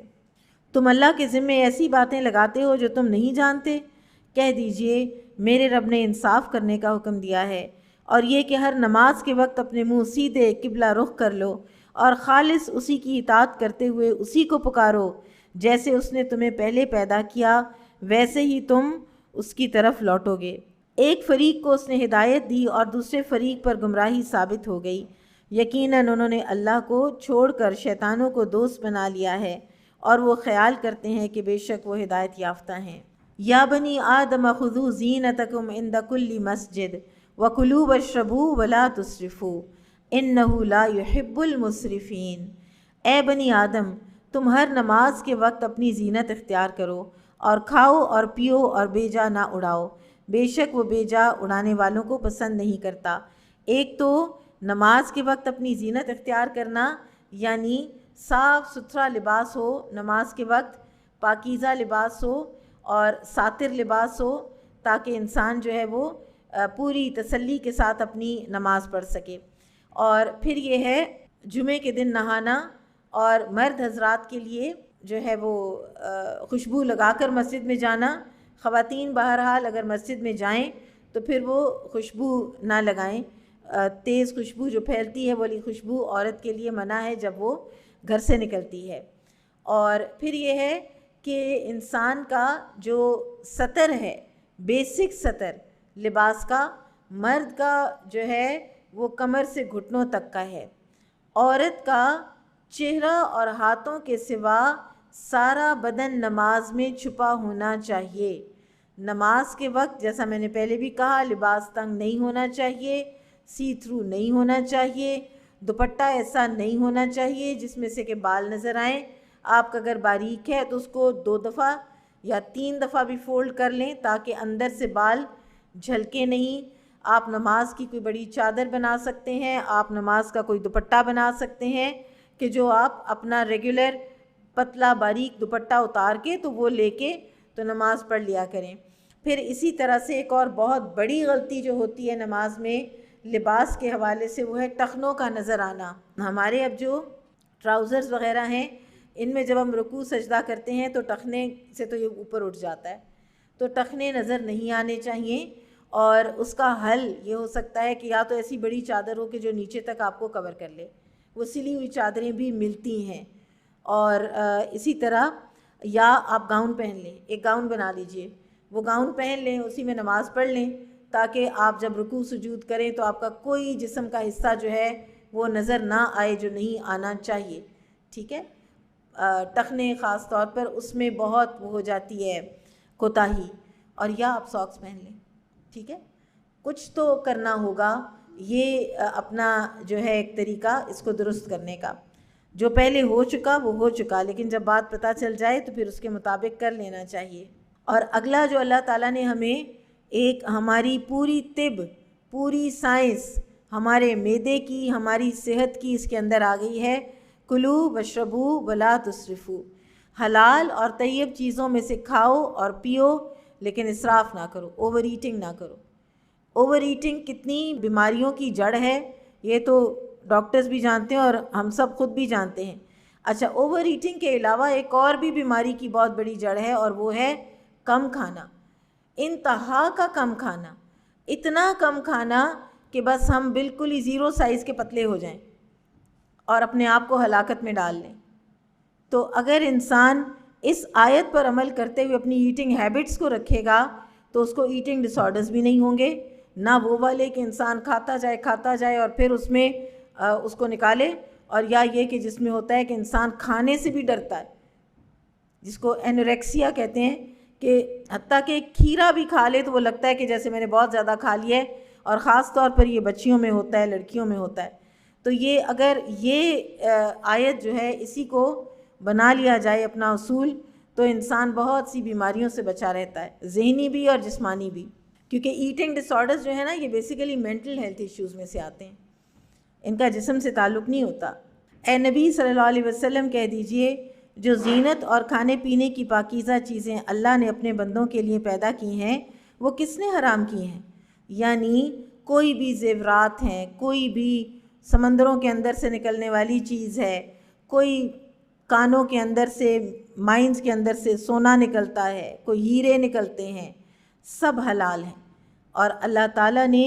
یہ پاکیزہ چیزیں دنیا کی زندگی میں ان لوگوں کے لیے بھی ہیں جو ایمان لائے، جبکہ قیامت کے دن یہ خالص مومنوں ہی کے لیے ہوں گی۔ دنیا میں دونوں کے لیے ہیں، اہل ایمان بھی استعمال کر سکتے ہیں اور کافروں کو بھی ملتی ہے۔ اصل میں دنیا کی جو حیثیت ہے نا وہ نہیں ہے اللہ کی نظر میں کچھ بھی، اس لیے اللہ تعالیٰ کفار کو بھی دے دیتے ہیں۔ حدیث میں آتا ہے کہ اگر اللہ تعالیٰ کی نظر میں یہ دنیا اور جو کچھ اس کے اندر ہے مچھر کے پر کے برابر بھی ہوتی تو اللہ تعالیٰ کفار کو اس میں سے کچھ بھی نہ دیتے، اتنی سی بھی وقت نہیں ہے اس کی اور اس کے خزانوں کی۔ تو پھر آپ سوچیں کہ اہل ایمان کو جو وہاں پہ خزانے ملنے ہیں ان کی کیا کوالٹی ہوگی اور کیا ان کے معیارات ہوں گے۔ اسی طرح ہم آیات کو ان لوگوں کے لیے کھول کر بیان کرتے ہیں جو علم رکھتے ہیں۔ کہہ دیجئے بے شک میرے رب نے بے حیائی کی باتوں کو حرام ٹھہرایا ہے، چاہے وہ ظاہر ہوں یا چھپی ہوئی، اور گناہ کو اور ناحق ظلم کو بھی، اور یہ بھی حرام ہے کہ تم اللہ کے ساتھ اس چیز کو شریک ٹھہراؤ جس کی اس نے کوئی دلیل نہیں اتاری، اور یہ بھی حرام ہے کہ تم اللہ کے متعلق وہ باتیں کہو جو تم نہیں جانتے۔ اور ہر امت کے لیے ایک وقت مقرر ہے، تو جب ان کا مقررہ وقت آ جائے گا تو وہ اس سے لمحہ بھر پیچھے ہوں گے اور نہ آگے ہوں گے۔ اے بنی آدم، اگر تمہارے پاس تم میں سے رسول آئیں جو تمہارے سامنے میری آیتیں بیان کریں، تو جنہوں نے پرہیزگاری اختیار کی اور اپنی اصلاح کر لی تو ان پر کوئی خوف نہ ہوگا اور نہ وہ غمگین ہوں گے، اور جن لوگوں نے ہماری آیتوں کو جھٹلایا اور ان سے تکبر کیا وہی لوگ دوزخی ہیں، وہ اس میں ہمیشہ رہیں گے۔ چنانچہ اس شخص سے زیادہ ظالم کون ہے جس نے اللہ کے بارے میں جھوٹ گھڑا یا اس کی آیات کو جھٹلایا؟ یہی لوگ ہیں جن کا لکھا ہوا نصیب انہیں مل جائے گا، یہاں تک کہ ان کے پاس جب ہمارے فرشتے پہنچیں گے جو ان کی روحیں قبض کریں گے تو وہ ان سے کہیں گے، آج وہ کہاں ہیں جنہیں تم اللہ کے سوا پکارتے تھے؟ وہ جواب دیں گے، وہ ہم سے کھو گئے، اور وہ اپنے خلاف گواہی دیں گے، بے شک وہ کفر کرنے والے تھے۔ اللہ فرمائے گا، تم ان امتوں کے ساتھ آگ میں داخل ہو جاؤ جو جنوں اور انسانوں میں سے تم سے پہلے گزر چکی ہیں۔ جب بھی ایک امت آگ میں داخل ہوگی تو وہ اپنے جیسی دوسری امت کو لعنت ملامت کرے گی، یہاں تک کہ جب اس میں وہ سب اکٹھے ہوں گے تو ان کی دوسری جماعت ان کی پہلی جماعت کے بارے میں کہے گی، اے ہمارے رب، ان لوگوں نے ہمیں گمراہ کیا تھا، لہٰذا تو انہیں آگ کا 2 گنا عذاب دے۔ آپ کس کی بات مانتے ہیں دنیا میں؟ جو دوست ہے، جو پسند ہے، جس کے ساتھ کوئی فائدہ منسلک ہے، اسی کی مانتے ہیں نا؟ اور اگر اس کی مان کر ہم پہنچ گئے جہنم میں نعوذ باللہ، تو وہی دوستی، وہی پسندیدگی، وہی مفاد پرستی ساری کی ساری شدید دشمنی میں تبدیل ہو جائے گی، اور انسان کہے گا کہ میں اس کو دیکھ کر اور اس کی بات مان کے گمراہ ہوا، اس کو تو دگنا عذاب دے، اس نے مجھے پریشرائز کیا تھا۔ اللہ فرمائے گا، تم میں سے ہر ایک کے لیے دگنا عذاب ہے مگر تم نہیں جانتے۔ دگنا عذاب ہر ایک کے لیے ہے، اس لیے ایک اپنا اور ایک دوسرے کو گمراہ کرنے کا، اور جو گمراہ ہوتا ہے وہ آگے وہ چین چل پڑتی ہے نا، ایک جو ہے وہ اس کی گمراہی سے اگلا گمراہ ہوتا ہے، پھر اگلا گمراہ ہوتا ہے، اور ہر ایک جو ہے وہ ڈبل عذاب لے رہا ہوتا ہے۔ ان کی پہلی جماعت ان کی دوسری جماعت سے کہے گی، تمہیں ہم پر کوئی فضیلت حاصل نہیں، چنانچہ تم اس کے بدلے میں عذاب کا مزہ چکھو جو کچھ تم کماتے رہے تھے۔ بے شک جن لوگوں نے ہماری آیات کو جھٹلایا اور ان سے تکبر کیا، یہ بڑی اہم آیت ہے، ان الذین کذبوا بآیاتنا واستکبروا عنها لا تفتح لهم ابواب السماء ولا يدخلون الجنة حتى يلج الجمل في سم الخیاط وكذلك نجزی المجرمین۔ بے شک جن لوگوں نے ہماری آیات کو جھٹلایا اور ان سے تکبر کیا، ان کے لیے آسمان کے دروازے نہیں کھولے جائیں گے اور نہ وہ جنت میں داخل ہوں گے یہاں تک کہ اونٹ سوئی کے ناکے میں گھس جائے، اور ہم مجرموں کو اسی طرح بدلہ دیتے ہیں۔ اب یہاں پر وہ لوگ ہیں کہ جو آیات کو باقاعدہ جھٹلاتے ہیں اور اس سے تکبر کرتے ہیں، تو ایسے لوگ جو ہیں وہ جنت میں نہیں داخل ہوں گے۔ ان کا جنت میں داخل ہونا اتنا ہی ناممکن ہے جتنا اونٹ کا سوئی کے ناکے سے گزرنا ناممکن ہے۔ ایک طویل حدیث ہے جس میں قبر میں بندہ مومن کے حالات بتائے جاتے ہیں کہ رسول اللہ صلی اللہ علیہ وسلم نے فرمایا، لوگوں سے کسی جنازے کے ساتھ تشریف لے گئے، وہاں پہ وہ بندہ دفن ہوا اور میت کے لیے قبر کھودی جا رہی تھی، تو آپ نے فرمایا عذاب قبر سے اللہ کی پناہ مانگیے، اور بار بار آپ یہ فرماتے رہے اور صحابہ عرض کرتے رہے کہ ہم نے عذاب قبر سے پناہ مانگی، اللہ سے پناہ مانگی۔ پھر آپ نے فرمایا بندہ مومن جب دنیا سے رخصت ہو کر سفر آخرت پر روانہ ہونے لگتا ہے تو آسمان سے روشن چہرہ فرشتے جنت کا لباس اور جنت کی خوشبو ساتھ لیے ہوئے نازل ہوتے ہیں۔ ان فرشتوں کے چہرے سورج کی طرح چمکتے ہیں، وہ اس کی حد نگاہ تک بیٹھ جاتے ہیں، یعنی جہاں تک وہ دیکھتا ہے اس کو فرشتے ہی فرشتے نظر آتے ہیں۔ پھر موت کا فرشتہ تشریف لاتا ہے اور اس کے سرہانے بیٹھ کر کہتا ہے، اے جان پاک نکل اللہ کی مغفرت اور رضا کی طرف، اور اس طرح بندہ مومن کی روح یوں بہہ کر نکل آتی ہے جیسے چھاگل کے منہ سے پانی کا قطرہ نکلتا ہے، اور موت کا فرشتہ روح کو قبض کر لیتا ہے، اور پھر اس کو جنت کا لباس اور جنت کی خوشبو لگا دی جاتی ہے، اور اس میں سے بے مثال خوشبو پھوٹتی ہے۔ پھر اسے آسمان کی طرف لے کر چڑھا جاتا ہے۔ فرشتوں کے مختلف آسمانوں پر مختلف گروہ کہتے ہیں یہ پاک روح کس کی ہے، اور سب کو بتایا جاتا ہے فلاں ابن فلاں کی روح ہے، اور فرشتے اس کا وہ نام لیتے ہیں جو اس کے دنیا میں لیے گئے ناموں میں بہترین نام تھا، اور وہ اسے ہمراہ لیے آسمان دنیا پر پہنچتے ہیں اور دروازہ کھٹکھٹاتے ہیں۔ دروازہ کھول دیا جاتا ہے، آسمان دنیا کے مقرب فرشتے بھی ساتھ ہو لیتے ہیں، پھر اگلے آسمان، پھر اس سے اگلے آسمان تک، سارے چلتے چلتے 7ویں آسمان تک پہنچتے ہیں۔ تب اللہ تعالیٰ فرماتا ہے کہ میرے بندے کا اعمال نامہ علیین میں لکھ دو اور اسے زمین پر واپس لے جاؤ، کیونکہ میں نے انسانوں کو زمین سے پیدا کیا، اسی میں ان کو واپس بھیجوں گا اور پھر اسی سے انہیں دوبارہ نکالوں گا۔ پھر بندہ مومن کی روح واپس اس کے جسم میں لائی جاتی ہے، اس کو اٹھا کے بٹھایا جاتا ہے قبر میں، اور یہ وہ وقت ہوتا ہے کہ اس کے گھر والے اسے دفن کر کے واپس جا رہے ہوتے ہیں اور اس کو لگتا ہے کہ جیسے عصر کی نماز ہے۔ بہرحال 2 فرشتے جن کو منکر اور نکیر کہا جاتا ہے وہ پھر 3 سوال پوچھتے ہیں، تمہارا رب کون تھا، تمہارا دین کیا تھا، اور تمہارا نبی کون تھا؟ بندہ مومن تینوں کا جواب دے لیتا ہے، میرا رب اللہ، میرا دین اسلام، اور میرے نبی محمد صلی اللہ علیہ وسلم۔ تو پھر اس کو خوشخبری دی جاتی ہے کہ اس بندے نے سچ کہا، اسے جنت کا بستر بچھا دو، اسے جنت کا لباس پہنا دو، اور اس کے لیے جنت کی طرف ایک دروازہ کھول دو۔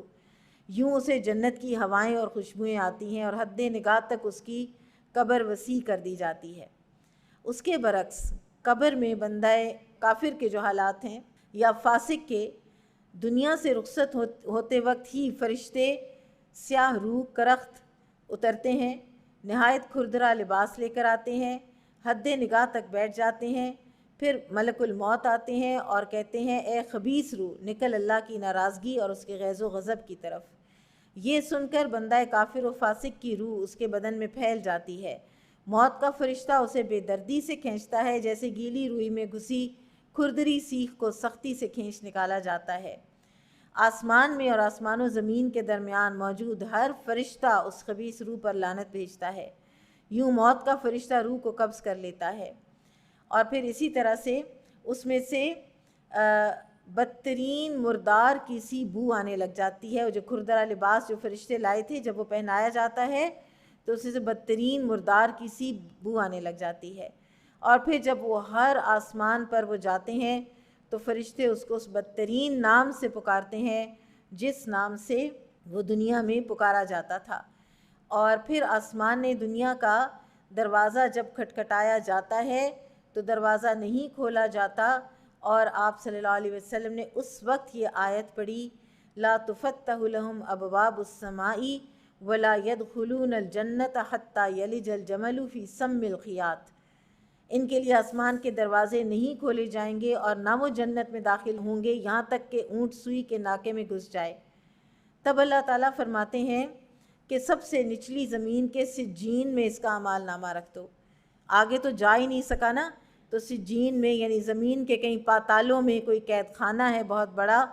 تو پھر اس کی روح وہیں سے لہرا کر نیچے پھینک دی جاتی ہے۔ یہ کہہ کر آپ صلی اللہ علیہ وسلم نے یہ آیت پڑھی جو کہ سورہ حج کی آیت ہے کہ اور جو کوئی اللہ کے ساتھ شرک کرے تو گویا وہ آسمان سے گر پڑا، پھر اسے پرندے اچک لے جائیں یا ہوا کسی دور دراز جگہ اس کو لے جا کر پھینکے، پھر اس کے بعد اس کا بھی روح جو ہے وہ قبر میں آتی ہے اور پھر اس کو اٹھا کے بٹھایا جاتا ہے اور اس سے تینوں سوال کیے جاتے ہیں، اور وہ کہتا ہے میں نہیں جانتا، ہائے ہائے میں نہیں جانتا، میں نہیں جانتا، اور میں تو وہی کرتا رہا جو لوگ کہتے رہے۔ اور پھر آسمان سے منادی کی جاتی ہے کہ اس کافر نے غلط کہا، اسے آگ کا بستر بچھا دو، آگ کی طرف اس کے لیے ایک دروازہ کھول دو۔ چنانچہ اس کی قبر میں نار جہنم کی گرمی پہنچتی ہے اور اس سے گرم ہوائیں آتی ہیں۔ تب وہ پچھتاتا ہے، بہت پچھتاتا ہے، لیکن اس وقت پچھتاوا کچھ کام نہیں آتا۔ تب اسے یقین آ جاتا ہے کہ قبر میں تو جو کچھ ہوگا سو ہوگا، اس کے بعد جو کچھ ہوگا وہ بہت ہی سنگین ہوگا۔ چنانچہ وہ کہتا ہے اے میرے رب قیامت قائم نہ کرنا۔ پھر ایک گونگا، بہرا اور اندھا آدمی اس پر مسلط کر دیا جاتا ہے جس کے ہاتھ میں بہت بڑا ہتھوڑا ہوتا ہے، اتنا بڑا ہتھوڑا کہ اس سے پہاڑ کو ضرب لگائی جائے تو وہ بھی ریزہ ریزہ ہو کر بکھر جائے۔ وہ اس ہتھوڑے کی ایک ضرب لگاتا ہے جس سے وہ مٹی کی طرح ریزہ ریزہ ہو جاتا ہے، اللہ تعالیٰ اسے پھر سے پہلے کی طرح کر دیتا ہے، تب وہ آدمی اسے دوسری ضرب لگاتا ہے۔ کافر ایسی دلدوز چیخ مارتا ہے جسے جن و انس کے سوا تمام مخلوق سنتی ہے۔ اس لیے نبی صلی اللہ علیہ وسلم نے ہمیں بہت کثرت سے عذاب قبر سے بچنے کی ہمیں دعائیں سکھائی ہیں۔ اللہم انی اعوذ بک من عذاب القبر، یہ ہمیں کثرت سے دعا مانگنی چاہیے۔ اور جو آخری تشہد کی دعا ہے اس میں بھی عذاب قبر سے بچنے کی جو دعا ہے وہ سکھائی گئی ہے، اور وہ رسول اللہ صلی اللہ علیہ وسلم آخری تشہد کی وہ دعا صحابہ کو ایسے سکھایا کرتے تھے کہ جیسے نماز کی آیات سکھائی جاتی ہیں۔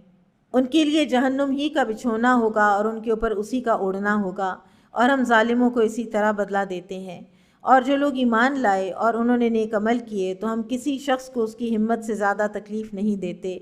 وہی لوگ جنت والے ہیں، وہ اس میں ہمیشہ رہیں گے، اور ان کے دلوں میں جو کینہ ہوگا وہ ہم نکال پھینکیں گے۔ بعض اوقات لوگ بڑے اچھے ہوتے ہیں لیکن آپس میں کوئی کلیش پھر بھی باقی رہ جاتا ہے، کوئی فرکشن پھر بھی باقی رہ جاتی ہے۔ دونوں لوگ اپنی جگہ پہ بہت اچھے ہونے کے باوجود بھی کو ایگزسٹ نہیں کر پاتے، تو یہ جو دل کے اندر کچھ نہ کچھ رہ گیا ہے نا، دونوں نیکیاں کر رہے ہیں لیکن کچھ آپ ایک دوسرے کے ساتھ دل میں ایک رینکر ضرور ہے، تو پھر کیا ہوگا؟ اللہ تعالیٰ جب پل صراط ہم کراس کر لیں گے نا انشاءاللہ، تو جو پل صراط کراس کر گیا اور اکراس پہنچ گیا وہ جنتی ہے، وہ جنتی ہو گیا ہے، اب وہ گارنٹیڈ جنتی ہے۔ لیکن پل صراط کے بعد ایک اور پل ہے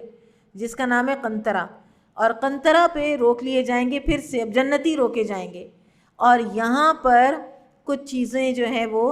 ہوں گی، جیسے مثلاً کوئی کوالیفائی تو پیچھے سے کر کے آ گیا ہے A+ کلاس کے لیے جنت کی، لیکن یہاں پر اس کا کسی اور کے ساتھ کوئی رینکر، کوئی جھگڑا، کوئی چیز ایسی تھی کہ وہ A+ سے نیچے A پہ آ گیا ہے، یہ A- پہ آ گیا ہے، کوئی B سے A میں چلا گیا ہے، ٹھیک ہے؟ تو یہ تہذیب، کانٹ چھانٹ اور پاکیزہ کرنے والی، صاف کرنے والی پل ہے، اور اس پر سارے غل، سارے کینے ایسے نکلیں گے کہ جنتی جب جنت میں داخل ہوں گے تو سب کے دل ایک دل کی طرح ہوں گے، ان کے نیچے نہریں بہتی ہوں گی، اور وہ کہیں گے الحمدللہ الذی ہدانا لہذا وما کننا لنہتدی لولا ان ہدانا اللہ۔ جنتی جو ہے نا وہ یہی شخصیت ہے نا کہ دنیا میں بھی عاجزی، دنیا میں بھی انکساری، اور یہی عاجزی انکساری جو ہے اس کے باعث وہ جنت میں چلے گئے ہیں، وہ ایسے کام کر پائے ہیں کہ وہ جنت کے حقدار ٹھہرے ہیں، اور جنت میں جا کر بھی وہ یہ نہیں کہہ رہے کہ دیکھا کتنے اچھے ہم کام کر کے آئے ہیں جو ہم جنت میں آ گئے ہیں۔ جنت میں پہنچ کر بھی ان کو اپنی نیکی کا کوئی تکبر نہیں آیا ہے، وہ کہتے ہیں سب تعریف اللہ ہی کے لیے ہے جس نے ہمیں یہ سیدھی راہ دکھائی، اور اگر یہ بات نہ ہوتی کہ اللہ نے ہمیں ہدایت دی تو ہم ہرگز ایسے نہ تھے کہ ہدایت پاتے، کہ توفیق تو اللہ ہی دیتے ہیں۔ اس لیے کثرت سے ایک دعا مانگتے رہنا چاہیے، اللہم وفقنی لما تحب و ترضی، کہ اے اللہ مجھے توفیق عطا فرما ان کاموں کی جن کو تو پسند کرتا ہے اور جن سے تو راضی ہوتا ہے۔ بلا شبہ ہمارے رب کے رسول حق لے کر آئے تھے، اور انہیں آواز دی جائے گی کہ یہ ہے وہ جنت جس کے تم ان اعمال کے بدلے وارث بنائے گئے ہو جو تم کرتے تھے۔ وَنَادَى أَصْحَابُ الْجَنَّةِ أَصْحَابَ النَّارِ، اور جنت والے دوزخ والوں سے پکار کر کہیں گے کہ بے شک ہمارے رب نے ہم سے جو وعدہ کیا تھا وہ ہم نے سچا پایا، تو کیا تم نے بھی وہ وعدہ سچا پایا جو تمہارے رب نے تم سے کیا تھا؟ یہ جو ہمارے جسم ہے نا اس دنیا کے، یہ جب آخرت میں ہوں گے نا تو ایک تو ان کا قد بڑھا ہوا ہوگا، پھر یہ ہے کہ جو صلاحیتیں ہیں وہ بھی بڑھ جائیں گی، بہت دور سے دیکھنا اور بہت دور سے سن لینا اور بات کر لینا جو ہے وہ پتہ چلتا ہے جنتیوں اور دوزخیوں کا۔ تو یہ جنتی دوزخیوں سے بات کر رہی ہیں، وہ دوزخی کہیں گے ہاں، پھر ایک اعلان کرنے والا ان میں اعلان کرے گا کہ ظالموں پر اللہ کی لعنت ہے، وہ لوگ جو اللہ کی راہ سے روکتے تھے اور اس میں ٹیڑھ ڈھونڈتے تھے اور وہ آخرت کا انکار کرنے والے تھے، اور ان دونوں گروہوں کے درمیان پردہ ہوگا، اور آراف پر کچھ لوگ ہوں گے جو ہر ایک یعنی جنتی اور دوزخی کو ان کی خاص علامات سے پہچانتے ہوں گے، اور وہ جنتیوں کو پکار کر کہیں گے کہ تم پر سلام ہو۔ آراف والے ابھی جنت میں داخل نہ ہوئے ہوں گے جب کہ وہ اس کی امید رکھتے ہوں گے۔ اور جب ان کی آنکھیں دوزخیوں کی طرف پھیری جائیں گی تو کہیں گے اے ہمارے رب تو ہمیں ظالم لوگوں کے ساتھ نہ کر۔ اور اعراف والے کچھ ایسے لوگوں کو پکاریں گے جنہیں وہ ان کی خاص علامتوں سے پہچانتے ہوں گے۔ وہ کہیں گے کہ تمہیں تمہارے گروہ نے کوئی فائدہ نہیں دیا اور نہ اس تکبر نے فائدہ دیا جو تم کرتے تھے۔ کیا یہی وہ لوگ ہیں جن کے بارے میں تم قسمیں کھاتے تھے کہ اللہ ان پر رحمت نہیں کرے گا؟ ان سے تو کہہ دیا گیا کہ تم جنت میں داخل ہو جاؤ، تم پر کوئی خوف نہیں اور نہ تم غمگین ہوگے۔ اور دوزخ والے جنت والوں کو پکار کر کہیں گے کہ تم کچھ پانی ہم پر انڈیل دو، یا اس رزق میں سے جو اللہ نے تمہیں دیا ہے کچھ ہمیں عطا کر دو۔ جنتی کہیں گے بے شک اللہ نے یہ دونوں چیزیں کافروں پر حرام کر دی ہیں۔ وہ لوگ جنہوں نے اپنے دین کو کھیل تماشا بنا لیا اور انہیں دنیا کی زندگی نے دھوکے میں ڈالے رکھا، چنانچہ آج ہم انہیں اسی طرح بھلا دیں گے جس طرح انہوں نے اپنی اس دن کی ملاقات کو بھلا دیا تھا، اور جیسے کہ وہ ہماری آیتوں کا انکار کرتے تھے۔ اور ہم ان کے پاس ایسی کتاب لائے ہیں جسے ہم نے اپنے علم سے تفصیل کے ساتھ بیان کیا ہے، جبکہ وہ ان لوگوں کے لیے ہدایت اور رحمت ہے جو ایمان لاتے ہیں۔ ان لوگوں کو اور کسی بات کا انتظار نہیں، صرف اس کے انجام یعنی قیامت کا انتظار ہے۔ جس دن اس کا انجام سامنے آئے گا تو وہ لوگ جو اس سے پہلے اس دن کو بھولے ہوئے تھے کہیں گے کہ واقعی ہمارے رب کے رسول حق لے کر آئے تھے، تو کیا ہمارے لیے کوئی سفارشی ہیں کہ وہ ہمارے حق میں سفارش کریں، یا ہمیں دنیا میں لوٹا دیا جائے تو ہم ان اعمال سے ہٹ کر عمل کریں گے جو ہم پہلے کیا کرتے تھے۔ بے شک انہوں نے اپنے آپ کو خسارے میں ڈالا اور وہ ساری باتیں ہوا ہو گئیں جو وہ گھڑتے رہتے تھے۔ بے شک تمہارا رب وہ اللہ ہے جس نے آسمانوں اور زمین کو 6 دنوں میں پیدا کیا، پھر وہ عرش پر مستوی ہو گیا۔ وہ دن کو رات سے اس طرح ڈھانپتا ہے کہ وہ رات جلدی سے اس دن کو آ لیتی ہے، اور اس نے سورج، چاند اور تارے اس طرح پیدا کیے کہ وہ سب اس اللہ کے حکم کے پابند کر دیے گئے ہیں۔ آگاہ رہو، پیدا کرنا اور حکم صادر کرنا اسی کے لیے روا ہے۔ اللہ رب العالمین بہت بابرکت ہے۔ تم اپنے رب کو آہوزاری کرتے ہوئے اور چپکے چپکے پکارو، بے شک وہ حد سے گزرنے والوں کو پسند نہیں کرتا۔ اب یہاں پر دعا کے آداب بتائے جا رہے ہیں۔ ایک تو اللہ تعالیٰ کو پکارا جائے گڑ گڑاتے ہوئے آہوزاری کے ساتھ۔ ابن القیم کہتے ہیں کہ انسان جب اپنے غم کا اللہ تعالیٰ سے اظہار کرتا ہے، اپنی ضرورت، اپنے ایموشنز کو بیان کرتا ہے کہ مجھے اس چیز کی کیوں ضرورت ہے، مجھے کیوں اتنی زیادہ یہ چیز چاہیے، بیان کریں اور پھر اللہ تعالیٰ کو اس کے خوبصورت ناموں سے پکاریں تو اللہ تعالیٰ اس کی دعا کو قبول کرتے ہیں۔ پھر یہ ہے کہ دعا میں یعنی 3 چیزیں ہونی چاہیے۔ عاجزی سے گڑ گڑا کر دعا مانگنی چاہیے، پھر اسی طرح سے یہ کہ بہت اونچی آواز میں اور بہت ایسے شعر و شاعری میں جس طرح دعاؤں کا بعض اوقات رواج بن جاتا ہے تو وہ نہیں پسند اللہ تعالیٰ کو، بلکہ چپکے چپکے کی دعا اللہ تعالیٰ کو زیادہ پسند ہے۔ دعا تنہائی میں کرنا مستحب اور بہتر ہے۔ مستحب اس چیز کو کہتے ہیں کہ آپ اگر اس کو کریں گے تو آپ کو ثواب ہوگا، نہیں کریں گے تو گناہ نہیں ہوگا۔ یعنی مجلس میں بھی کوئی دعا جو ہے وہ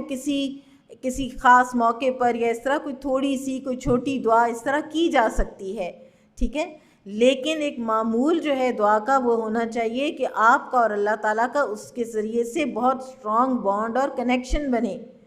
ٹھیک ہے۔ جب آپ اللہ تعالیٰ سے گڑ گڑا کے دعا کریں گے اور پھر وہ قبول ہوگی اور آپ کو پتہ ہوگا کہ اللہ نے میری دعا قبول کی ہے، تو آپ سوچیں آپ کو اللہ تعالیٰ کے ساتھ کتنا اسٹرینتھن ہو جائے گا آپ کا بانڈ۔ تو اس لیے دعا جو ہے وہ اللہ تعالیٰ کے ساتھ اپنے تعلق کو مضبوط بنانے کا بہت بڑا ذریعہ ہے، گڑ گڑاتے ہوئے کی جائے اور چپکے چپکے کی جائے تو۔ پھر اللہ تعالیٰ فرماتے ہیں کہ وہ حد سے گزرنے والوں کو پسند نہیں کرتا۔ تو دعا میں حد سے گزرنا کیا ہے؟ نمبر 1، اللہ کے علاوہ کسی اور سے دعا مانگنا، کسی کو شریک ٹھہرا لینا۔ پھر یہ کہ کسی پر ظلم کرنے کی دعا کرنا، فلاں مر جائے، فلاں کے گھر میں یہ تباہی آ جائے، نعوذ باللہ، ٹھیک ہے۔ حسد کرواتا ہے نا یہ چیزیں، کسی کو ترقی ہوتے دیکھیں تو یا لیگ پلنگ ہوتی ہے یا اس میں پھر دعائیں ہوتی ہیں کہ جی اس کا یہ فلاں جو ہے نا اس کا یہ چلیں کہہ لیں پروموشن نہ ہو، یہ نہ ہو، وہ نہ ہو، جو بھی کسی کو کوئی اچھی چیز ملنی ہے بس وہ نہ ملے. تو کسی پر ظلم کی دعا کرنا یہ بھی دعا میں زیادتی ہے. پھر کسی کو خواہ مخواہ بد دعائیں دینا. کوئی مظلوم ہے تو لا يحب اللہ الجہر بالسوء من القول الا من ظلم، ہم پڑھ آئے ہیں نا پیچھے کہ ظلم کسی کے اوپر کیا گیا تو وہ کوئی ایسی بات کر سکتا ہے، اور اس کے بارے میں آپ صلی اللہ علیہ وسلم نے فرمایا کہ مظلوم کی بد دعا سے بچو کہ اس کے اور اللہ کے درمیان کوئی پردہ نہیں ہوتا. لیکن خواہ مخواہ بد دعائیں دینا، عادتاً بد دعائیں دینا، اور بعض خواتین کی تو عادت ہوتی ہے کہ بچوں کو ہی بد دعا دے دیتی ہیں. یہ بہت ہی خطرناک، خوفناک، غلط بات. پھر اسی طرح سے چیخ چلا کے دعائیں کرنا، شعر و شاعری کرنا دعا میں، ایسی چیز کی دعا کرنا جو ناممکن ہو. مثلاً یہ دعا کر لینا کہ مجھے کبھی بھی موت نہ آئے، اور ایسی چیز کی دعا کرنا جس کے متعلق علم نہ ہو کہ اس کا مانگنا اللہ تعالیٰ کو ناپسند ہے یا پسند. مثلاً نوح علیہ السلام نے اپنے بیٹے کے لیے دعا کی تھی. پھر مسنون دعائیں چھوڑ کر خود ساختہ طریقوں سے دعائیں کرنا، یہ سب دعاؤں میں حد سے گزرنے والی بات ہے. تو دعا کے مضمون پر ہم انشاءاللہ اپنی بات کو ختم کرتے ہیں. سبحانک اللہم و بحمدک اشہد ان لا الہ الا انت استغفرک و اتوب الیک. سبحان اللہ والحمد للہ ولا الہ الا اللہ واللہ اکبر ولا حول ولا قوة الا باللہ العلی العظیم. ربنا آتنا فی الدنیا حسنۃ وفی الآخرۃ حسنۃ وقنا عذاب النار. رب ارحمہما کما ربیانی صغیرا. رب انی لما انزلت الی من خیر فقیر. ربنا لا تزغ قلوبنا بعد اذ ہدیتنا وہب لنا من لدنک رحمہ انک انت الوہاب. یا رب العالمین، یا ارحم الراحمین، یا ذا الجلال والاکرام. یا اللہ ہم تیری جتنی بھی عاجز بندیاں یہاں شریک ہیں، یہاں آنا، بیٹھنا، پڑھنا، پڑھانا، یا رب العالمین اپنی ذات کے لیے قبول فرما لے.